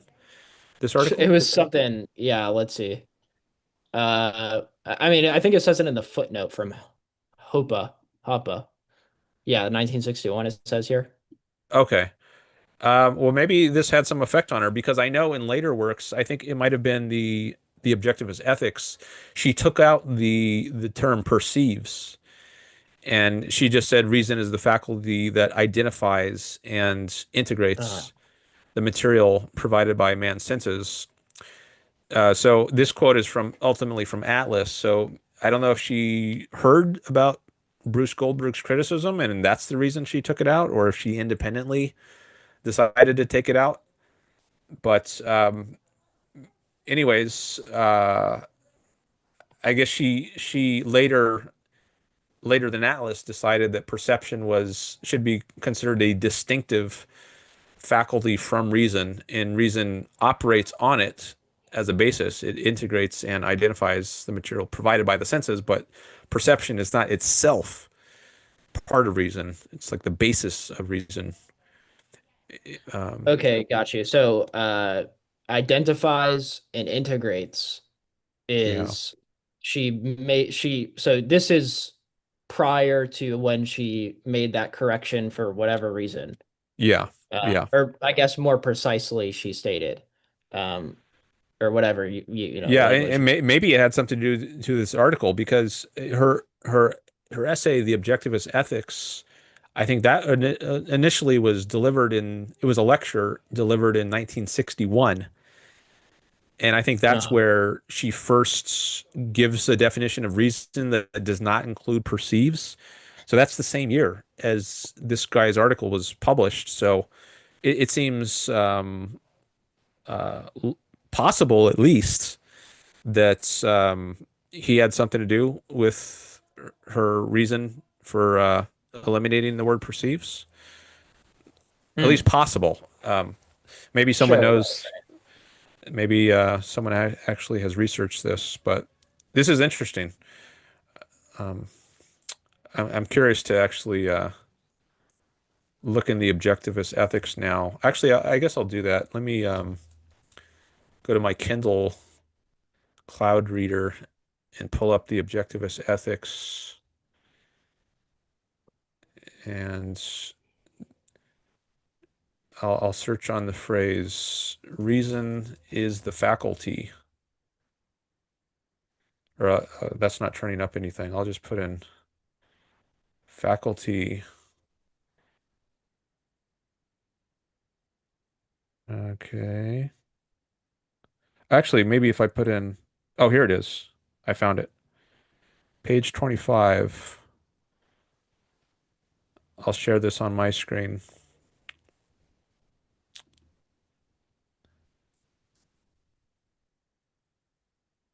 So I guess, all right. Hit stop Can screen you, share real can fast. you, can you see it now? My screen? I can't. Maybe if I stop screen share, I could see it. Oh, Uh, okay, I can't see it right now. oh, well, let me hit stop screen share and then we can restart the screen share if we need Sure. to. Okay. So now, can you see it? Yep. Okay. So here's the definition of reason in the objectivist ethics. Reason is the faculty that identifies and integrates the material provided by man's senses. So there's no longer the word Okay. perceives Right. right here. And I'm pretty sure this was 1961. Let's see if I go to the beginning. Is that where it says somewhere it gives the date? I guess if I do a search on 1961, yeah, copyright 19. Oh, here it is. This must be. Yeah, because she So delivered this, February. yeah, University of Wisconsin Symposium on Ethics in Our Time. Why is it page 204? That's weird. Because it's the first essay in the book. I don't know why. Anyways, February 9th, so that's pretty early in the year. I wonder what the date, like more specifically, Bruce Goldberg's article. I guess it would have had to been earlier in the year than February. That's already pretty early. So um, maybe that decreases the likelihood that it was him who influenced her to make the change. But it's also possible there was like a private circulation draft version of his article that was going around before 1961, and maybe she got wind of it that way. But Mm. I don't know. Interesting project for some researcher to do sometime, I guess. But anyways, Yeah, right. there you can see the change. Right. Okay, yeah. Well, that provides much context for me reading this article now. So I'm glad that I brought it up because that helps my interpretation of it or gives context to the situation more context. So I guess I'll proceed to share. Okay. Um, okay, so okay, so essentially, I guess okay. I suppose I'll just read. But if perception is a function of reason, then presumably, if animals share with man the ability to perceive, they too must possess that faculty. Or does reason perform Hold the on, hold on, percep? hold on. Just a Uh, second. Um, if perception is a function of reason, then presumably if animals share with man the ability to perceive, they too must be possessed of that faculty, or at least part of that faculty. Maybe there's other, she also includes identifies and integrates, right? Because she says yeah, the, um, and that sentence provides the basis for his arguments, right? Argument right there, at least for okay. this one. But if perception, yeah. So after that, if perception is a function of reason, then presumably if animals share with man the ability to perceive, they too must be possessed of that faculty. Or does reason, so to that I would just say just part of the faculty, not the whole faculty. Okay. But then going on, or does reason perform the perceptual function with regard to the material provided by an entity's senses, if and only if that entity is a man? Okay, I guess that part I'm failing to see his logic there, but I don't want to interrupt where you wanted to go with this. Um, sorry, go ahead and pick up from wherever you were reading and make any points you No, wanted to make. yeah, sure. I mean, no, this is fine. I mean, we could just, I think it's appropriate for us to take it point by point, to make sure that, because this forms the basis for his argument. He's saying that if reason, uh, if animals they form perceptions and reason, I mean, I suppose like before I start to get on about this is the semantic the some she's not using the same words now with that context. It makes me view this like very differently. So because if she's saying is if she now says integrating um and identifying instead of perception, then this argument um is just viewed very differently now. So I guess I read this in a much different way now than I did before. um but I I'm wondering guess if if like even, well, I already mentioned a little thing that, like, even given the way she writes it here that he quotes, I still wouldn't put it the way he does. Like, if she says reason is the faculty that perceives, identifies, and integrates the material provided by man's senses, then I don't think the next sentence follows, or the logic of it. He said, if perception is a function of reason, then presumably, if animals share with man the ability to perceive, they too must be possessed of that faculty. Yeah, that just doesn't follow. It just means they would be possessed of part of the faculty of reason, not the whole faculty, Right. because the whole faculty involves all three: perceives, identify, and integrates. So if an animal can only do one of those, then it's not possessed of reason. It's just possessed of part of reason. So even before Ayn Rand made that change, I still have an issue with what he says in that follow-up sentence. Does that make sense, or is that not clear? Oh, did you freeze?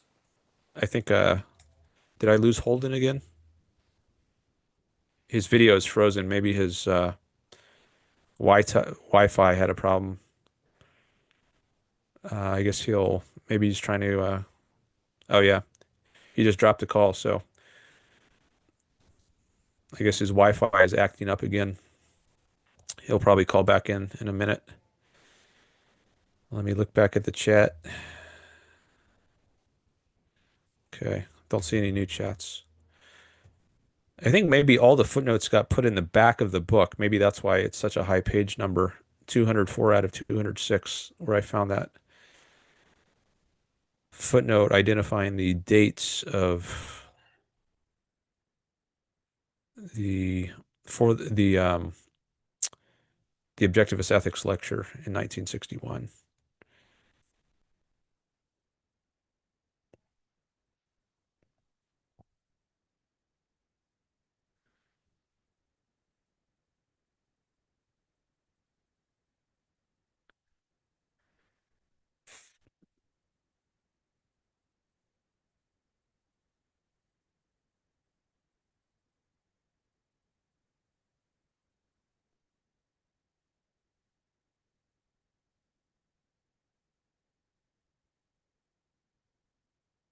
Checking Facebook right now, see if there's any more reactions. Look like there are several more. Nice.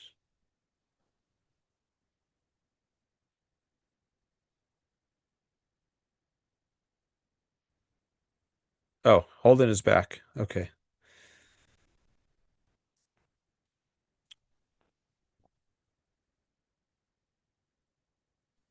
All right. You're back.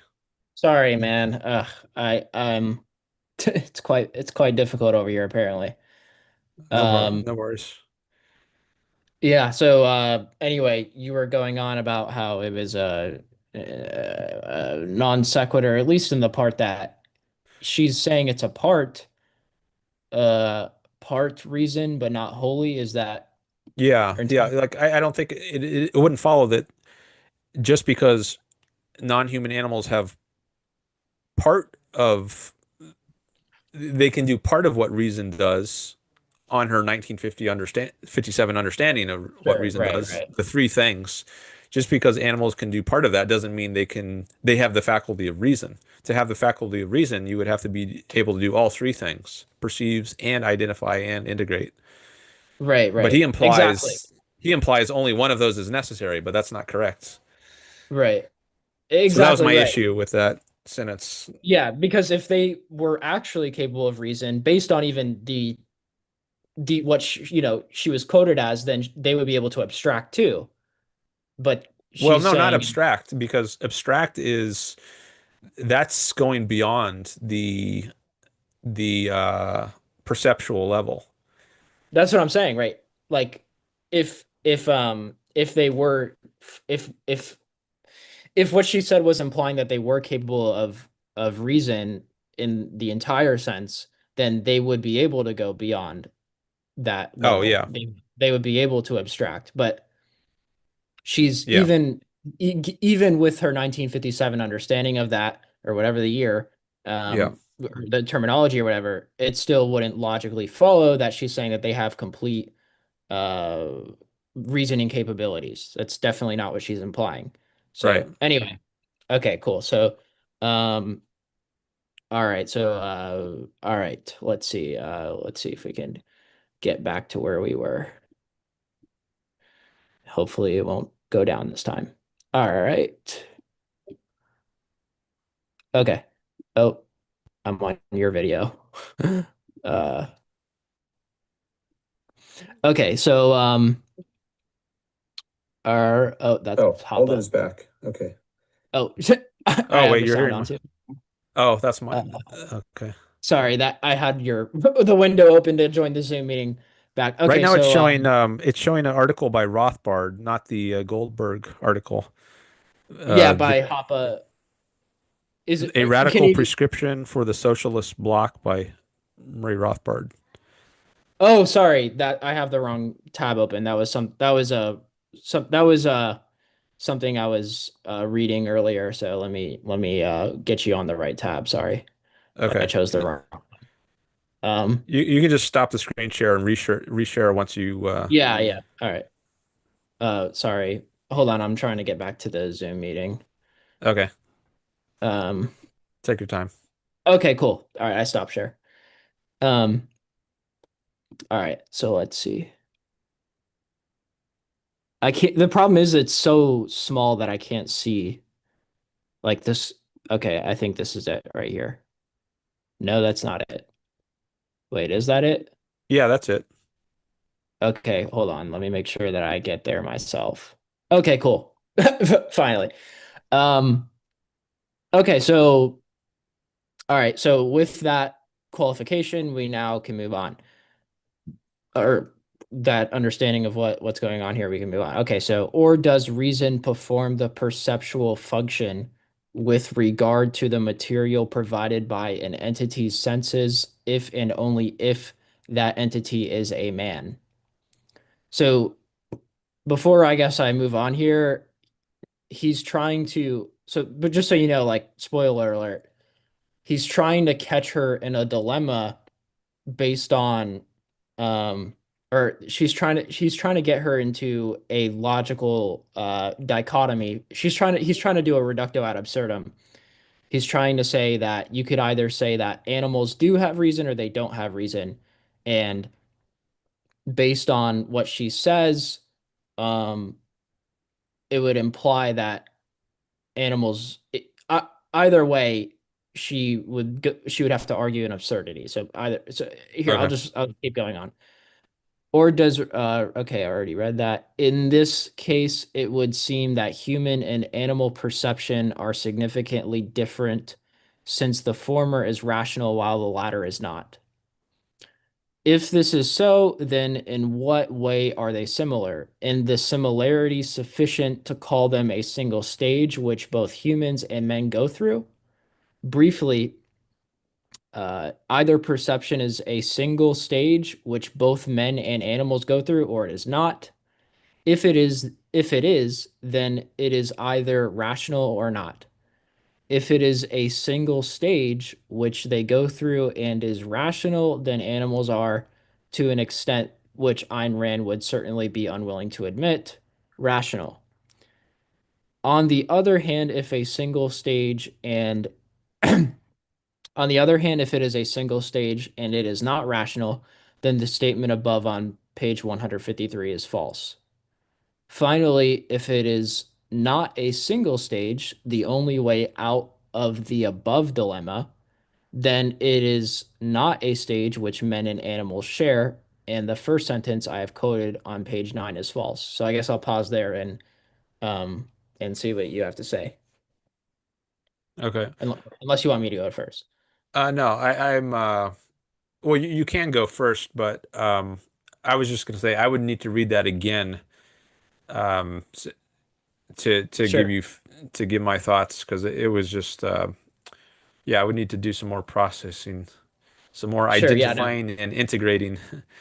Um, Yeah, but maybe you yeah, go ahead. uh, before we go on here, I'm just thinking more bigger picture. Like, are are there other general topics or questions aside from this article you wanted to discuss? Or you talked about like a footnote leading you to another footnote or another footnote.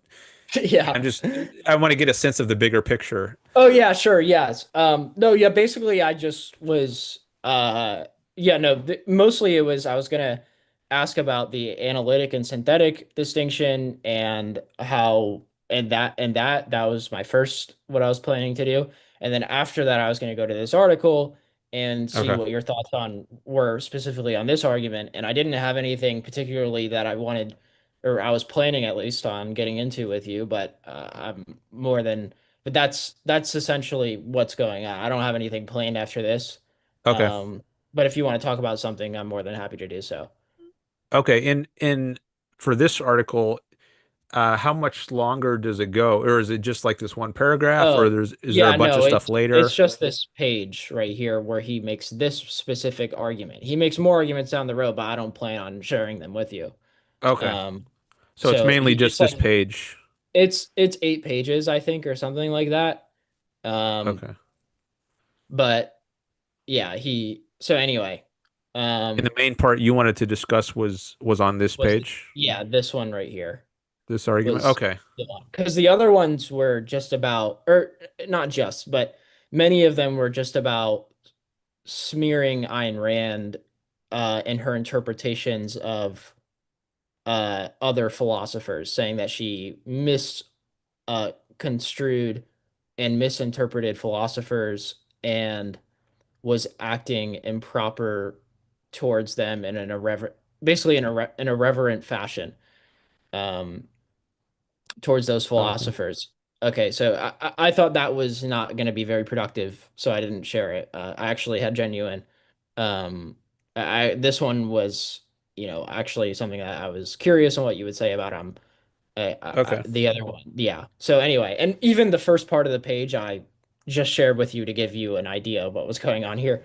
It wasn't for yeah. Anyway, so uh, okay, so I guess if you want to, with that said, if you want to process what he said there a little bit more before we move on, or Yeah, yeah. um, Let me read this, starting with the or does reason part, about five yeah, lines into the paragraph. Okay. Okay, so I had issues with the sentence before that, but then I guess he's not committed to that, but he's saying the alternative, or does reason perform the perceptual function with regard to the material provided by an entity's senses, if and only if that entity is man? Uh, Perceptual function. Does reason perform the perceptual function with regard to the material provided by an entity's senses, if and only if that entity is man? Okay, so I'm wondering if that question is given rise to by the fact that she does include perceives, whereas her later definition does not include right, exactly, yeah, perceives. So I guess if we're going with her 1957 definition, her Atlas Shrugged definition, then could one reasonably say or ask, does reason perform the perceptual function? That's one of the three functions she mentions. Okay. Does reason perform this perceptual function with regard to the material provided by the entity senses, if and only if that entity is a man? Okay, I have at least a somewhat better grip on what he's asking. Um, so I guess the alternative would be no, it's not only if it's a man, it's even if it's a non-human animal, it could perform the perceptual function regarding material provided by the non-human animal's senses. Okay. Uh, all right. I think I'm okay to go on. sure, yeah. So basically, my analysis of this is the essence of his argument is that um, essentially essentially he's saying he's trying to corner Ayn Rand that either he's trying to quote Ayn Rand here based on her terminology, what that if animals can use reason to if animals perceive, then that implies they have reason. If they have reason, then they have uh then um then I guess there's no distinction, there's no meaningful distinction between humans and animals there, I guess is where he's going with this. I'm Um just taking a note. You said if animal, your summary of his view, if animals perceive, then they have reason. right. And then the next part was If they what? If they don't Yeah. perceive? So if they well, I guess if they do have reason, then they then there's what's the distinction between humans and animals? Okay. Yeah, I don't know that she, I don't think she says or implies that they have reason. So this goes back to my problem with that first sentence after his quote of her. Um, he's taking just the animal's possession of a part of reason to imply that they have reason, Right. which I object to. But then he says or, so it looks like he's not necessarily committed to that interpretation. Or does reason perform the perceptual function with regard to the material provided by an entity's senses, if and only if that entity is a man? Um, hold on.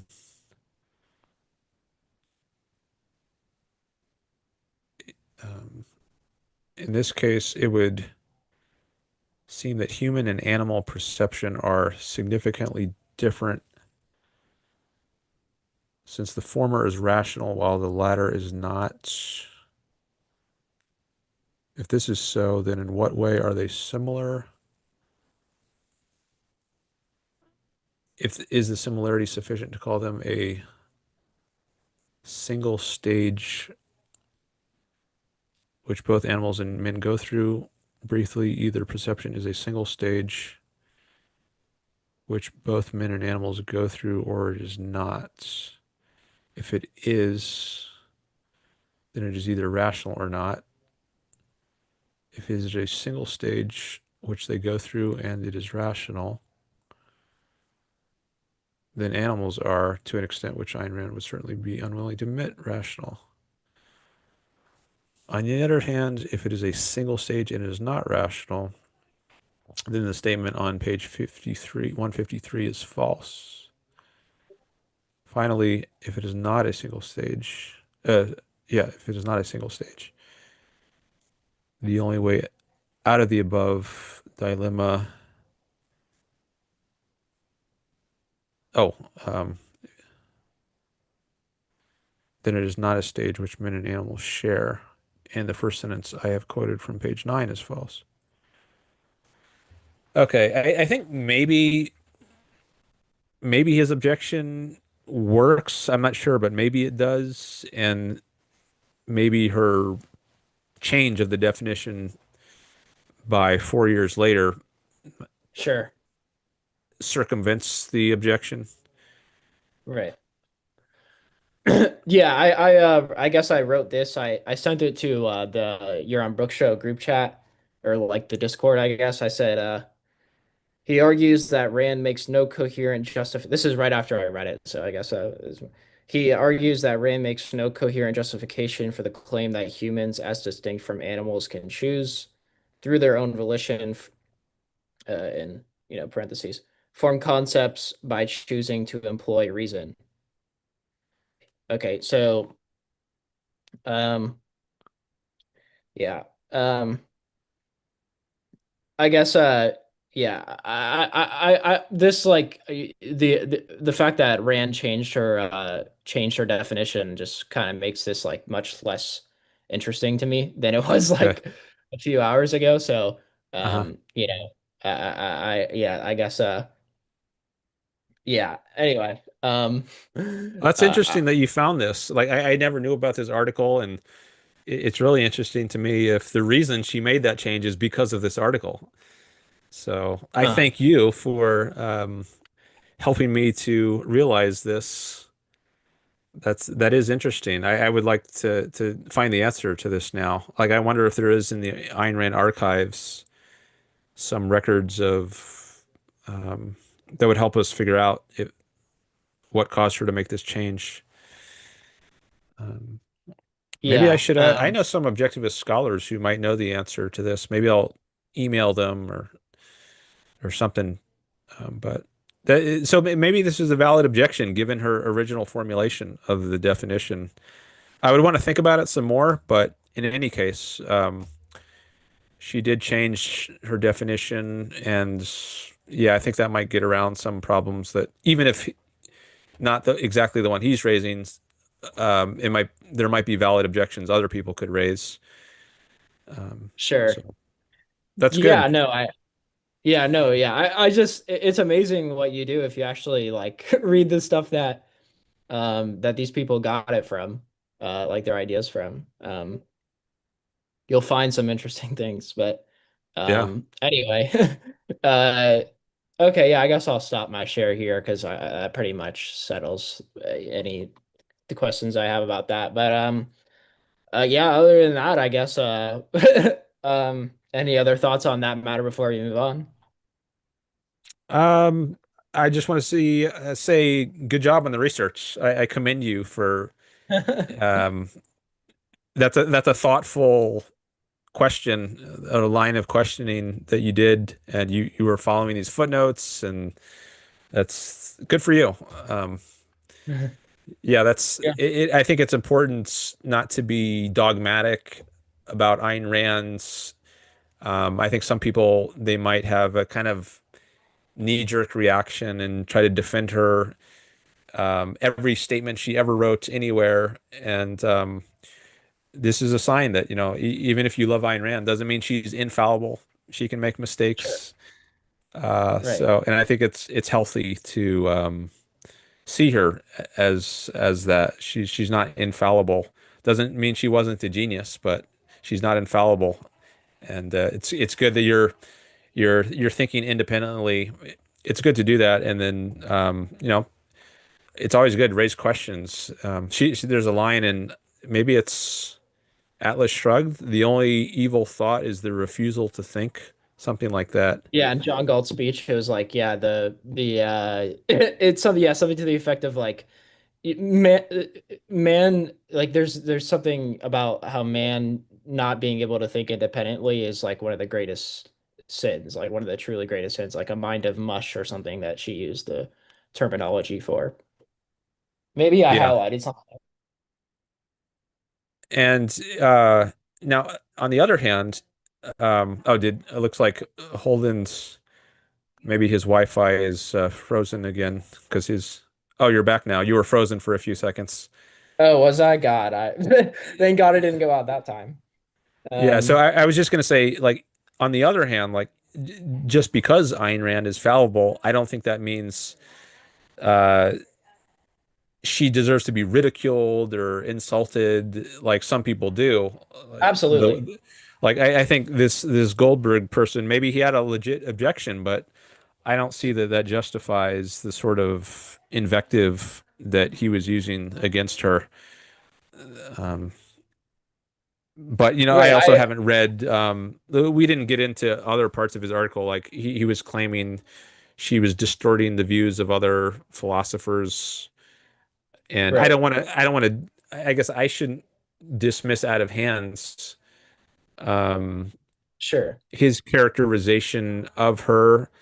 Um, I mean, I have a high respect from her. I would. It would take a lot for me to get to a stage where I thought using that sort of language is justified. So I'm very skeptical that it is justified, but I guess um, I don't have his context of knowledge. But I would be very cautious about. I don't think I would ever use that language. Like no matter what mistakes Rand made, she's just added so much value to my life that there's certain ways I just wouldn't speak of her. Um, Yeah, same. I mean, I was shrugged. Like I told you, it truly had me spellbound. I could not put down the book. Literally, I was just like I couldn't. It was so hard for me. Like it was amazing. I loved Atlas Shrugged. I loved I Ayn Rand. Like I just was introduced to her pretty recently, and I'm already like I already feel like it's amazing. Like I love Ayn Rand already. Like she already has a special place in my heart. Even yeah, if I'm not an objectivist right now, um, I still, I mean, this is like, I thought it was amazing. Um, but there's no, obviously there, yeah, I absolutely agree. Like I guess there is a time to reprimand someone or, if they like did something, heinous. Sure, yeah, I'll reprimand the assassin of Charlie Kirk, but the ad hominems of even then, I'm not, like ad hominems are, yeah, there's no academic integrity, in my view, whenever you do something like that. But he might anyway, have a very different view of Rand. Like I responded very positively to both her fiction and nonfiction, but maybe he has a very different sort of response, such that um, he doesn't see a lot of positives to weigh in the balance. Like from my point of view, I think like even if Rand makes some mistakes, and I'm sure she did, like the one we just saw, she didn't have the perfect definition in Atlas Shrugged of reason. Um, I see so many positives that I just wouldn't insult her the sort of way he does. But if he doesn't see those positives, then maybe he doesn't see any reason to hold back on his invective. Now, I think if he doesn't see all these positives, then that's there's a problem there, but that's a different right. debate as to whether she has a lot of positives to offer. And Yeah, no, I guess I'm not sure. I don't know if I would debate him, given that like you can be a respectful disagreeer or a non-respectful disagreeer, and I can tolerate a certain amount of disrespect. As I said in that video that I sent you a link to in the comments, yeah, the Sam Cedar one, like I can tolerate a certain amount of disrespect if it's helping me to reach a larger audience, but there's a certain line I won't cross. And I don't, you got to judge in particular cases what's appropriate. I don't know if I would debate this guy, Bruce Goldberg. I don't know much about him. Maybe not. I'm not sure. I'd want to think yeah, about no, it. yeah, yeah, I mean, I put that a comment on there because I mean, it was like I would, I imagine the ridicule that you faced and the scorn and the condescension was all like, not pleasant whenever you went on there. But there's definitely, like I said, like I applaud you for the egoistic reasons for doing it. Like he's huge. Like you said that you had like 20 something subscribers. I don't remember the exact number, but you had a huge uptake. You said it was like you had like 250 subscribers at the time or something. I was like, oh, that's cool. Dan's coming up. But you know, uh, but yeah, I guess like I mean, there's obviously huge value to doing something like that. I remember like in our first conversation, I was saying something to the effect of like um something to the effect I don't like doing debates because like verbally because I don't think that either side really has because some arguments are better to like I guess I didn't frame it exactly this way and it would probably be better if I did, but basically you don't have the ability to ruminate on the ideas that somebody is actually putting forth and give a proper response. But um I guess like you know, I mean, there is obviously still utility to debates and getting exposure. Like that's how I found a lot of different viewpoints was for, someone was critiquing somebody else or somebody was debating somebody else. And I was like, oh, okay, well, that's interesting. Even if you can't go into the deep points in a verbal debate, then it still opens that window for people like you were saying in the audience Hmm. to go ahead and get curious because even if like if 500,000 people listen to what you're saying, even if 1% of them only care, that's still a huge amount of people that are gonna you know that are that so anyway. um Hmm. Yeah, they're like advertisements. That's how I think of debates sometimes. You can't really go deep, and especially if you're not the host. Like if the other guy controls the flow and he's got his sidekicks there who can also chime in, he controls a lot of how the conversation goes. So you got to use the little snippets of few seconds here and there that you have to say something provocative and hopefully intrigue listeners so they'll come check you out. But other right. debates, you can really, like if I have a debate on my channel, um, it might have a different flow, different vibe to it. Maybe we actually do dig in. And I'm not trying to mock someone like Sam Cedar does sometimes. So not all debates are created equal. Yeah, 100%. um yeah, I'm totally with you. It is very that it is that it's just like that. Sam Suter, like I'm just surprised that someone like him with yeah, I would assume that he would hire people and conduct himself in a much more dignified way than he did. I was kind of so because I've seen some of his videos before, um, and but yeah, I guess like whenever he debates someone he strongly disagrees with, that attitude comes. Um, Yeah, people on the right or libertarians or who he calls libertarians. I don't know how many times I've told him I'm not a libertarian, but I still get called that when I go on his show. Really? Yeah, yeah. You get And called a yeah, libertarian, he doesn't care. Yeah, or maybe he just forgets that I make the distinction. sure. Um, but yeah, I think he's interested in mocking people from that perspective, um, or at least or an objectivist perspective. Also, he would just be more interested in mocking than having a calm, reasoned discussion.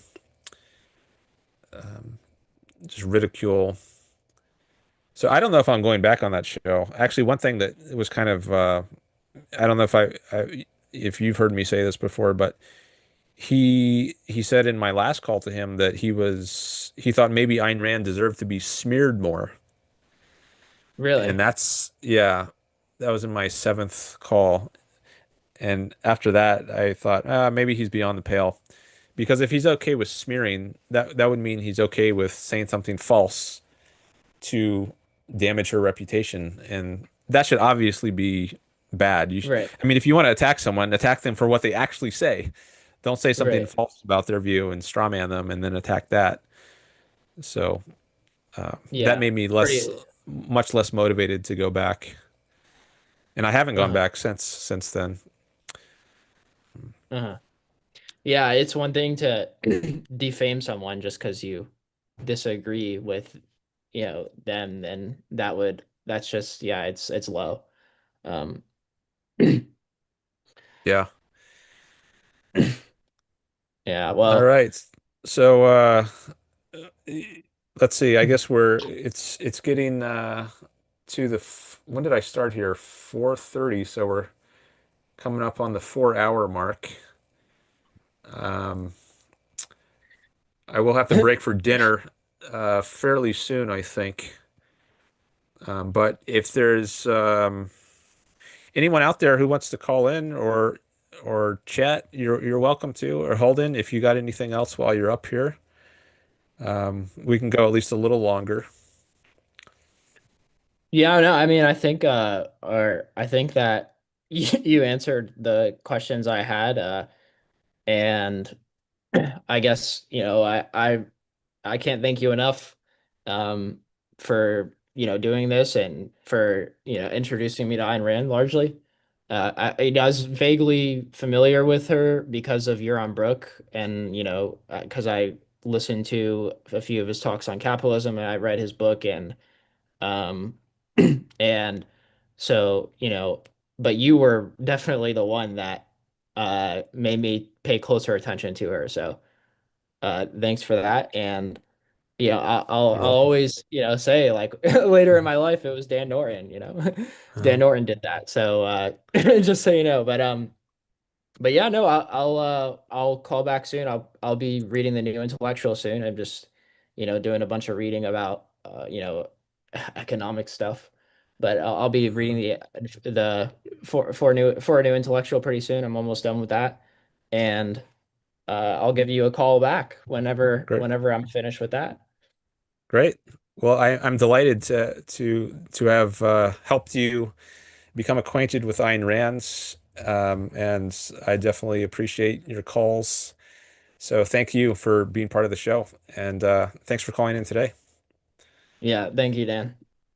All right, catch you later. All right, great to have Holden back, and let me come back to the chat. Oh, he just got a question from Jason in the chat. Jason asks him if he practices any martial arts like jujitsu. Oh, maybe I shouldn't have read that because Jason just retracted that comment. Um, I don't know if he made a typo or what, but anyway, thanks everyone for being here on this special day of having my channel monetized. And I'm glad I'm feeling better than I was when I woke up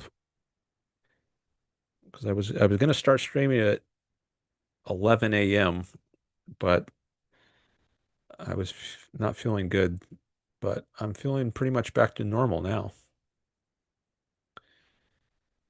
Jason says he may be a better fit for a day with Pellegrino at the dojo. Mark Pellegrino, he's an actor who is interested in Ayn Rand and also does jujitsu, I guess. Okay. All right. Good to have Holden on for the fifth time. I think that might have been his fifth call.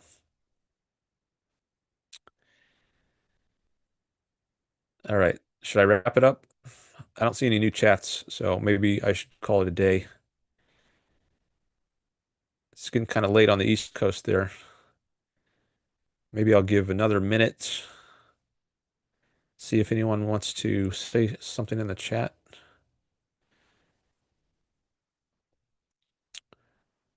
Jason says he'll catch him next time. All right. Yeah, I think Holden will be back. Sounds like there's a good chance of that. He's reading a lot. Some big books. He showed some thick books. Have a good day to you too, Jason.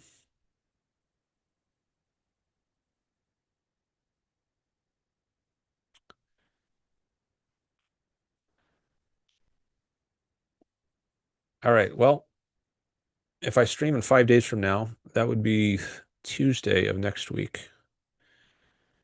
So maybe that'll be my next stream.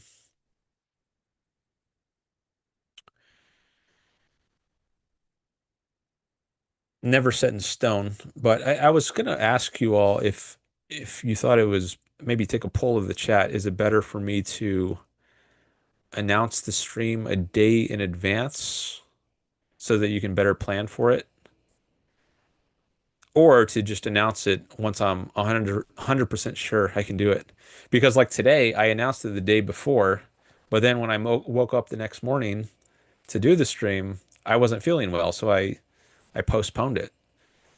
So there's not a risk of that happening if I only announce it when I'm 100% sure I'm going to do it. But that means I have to put my announcement out later.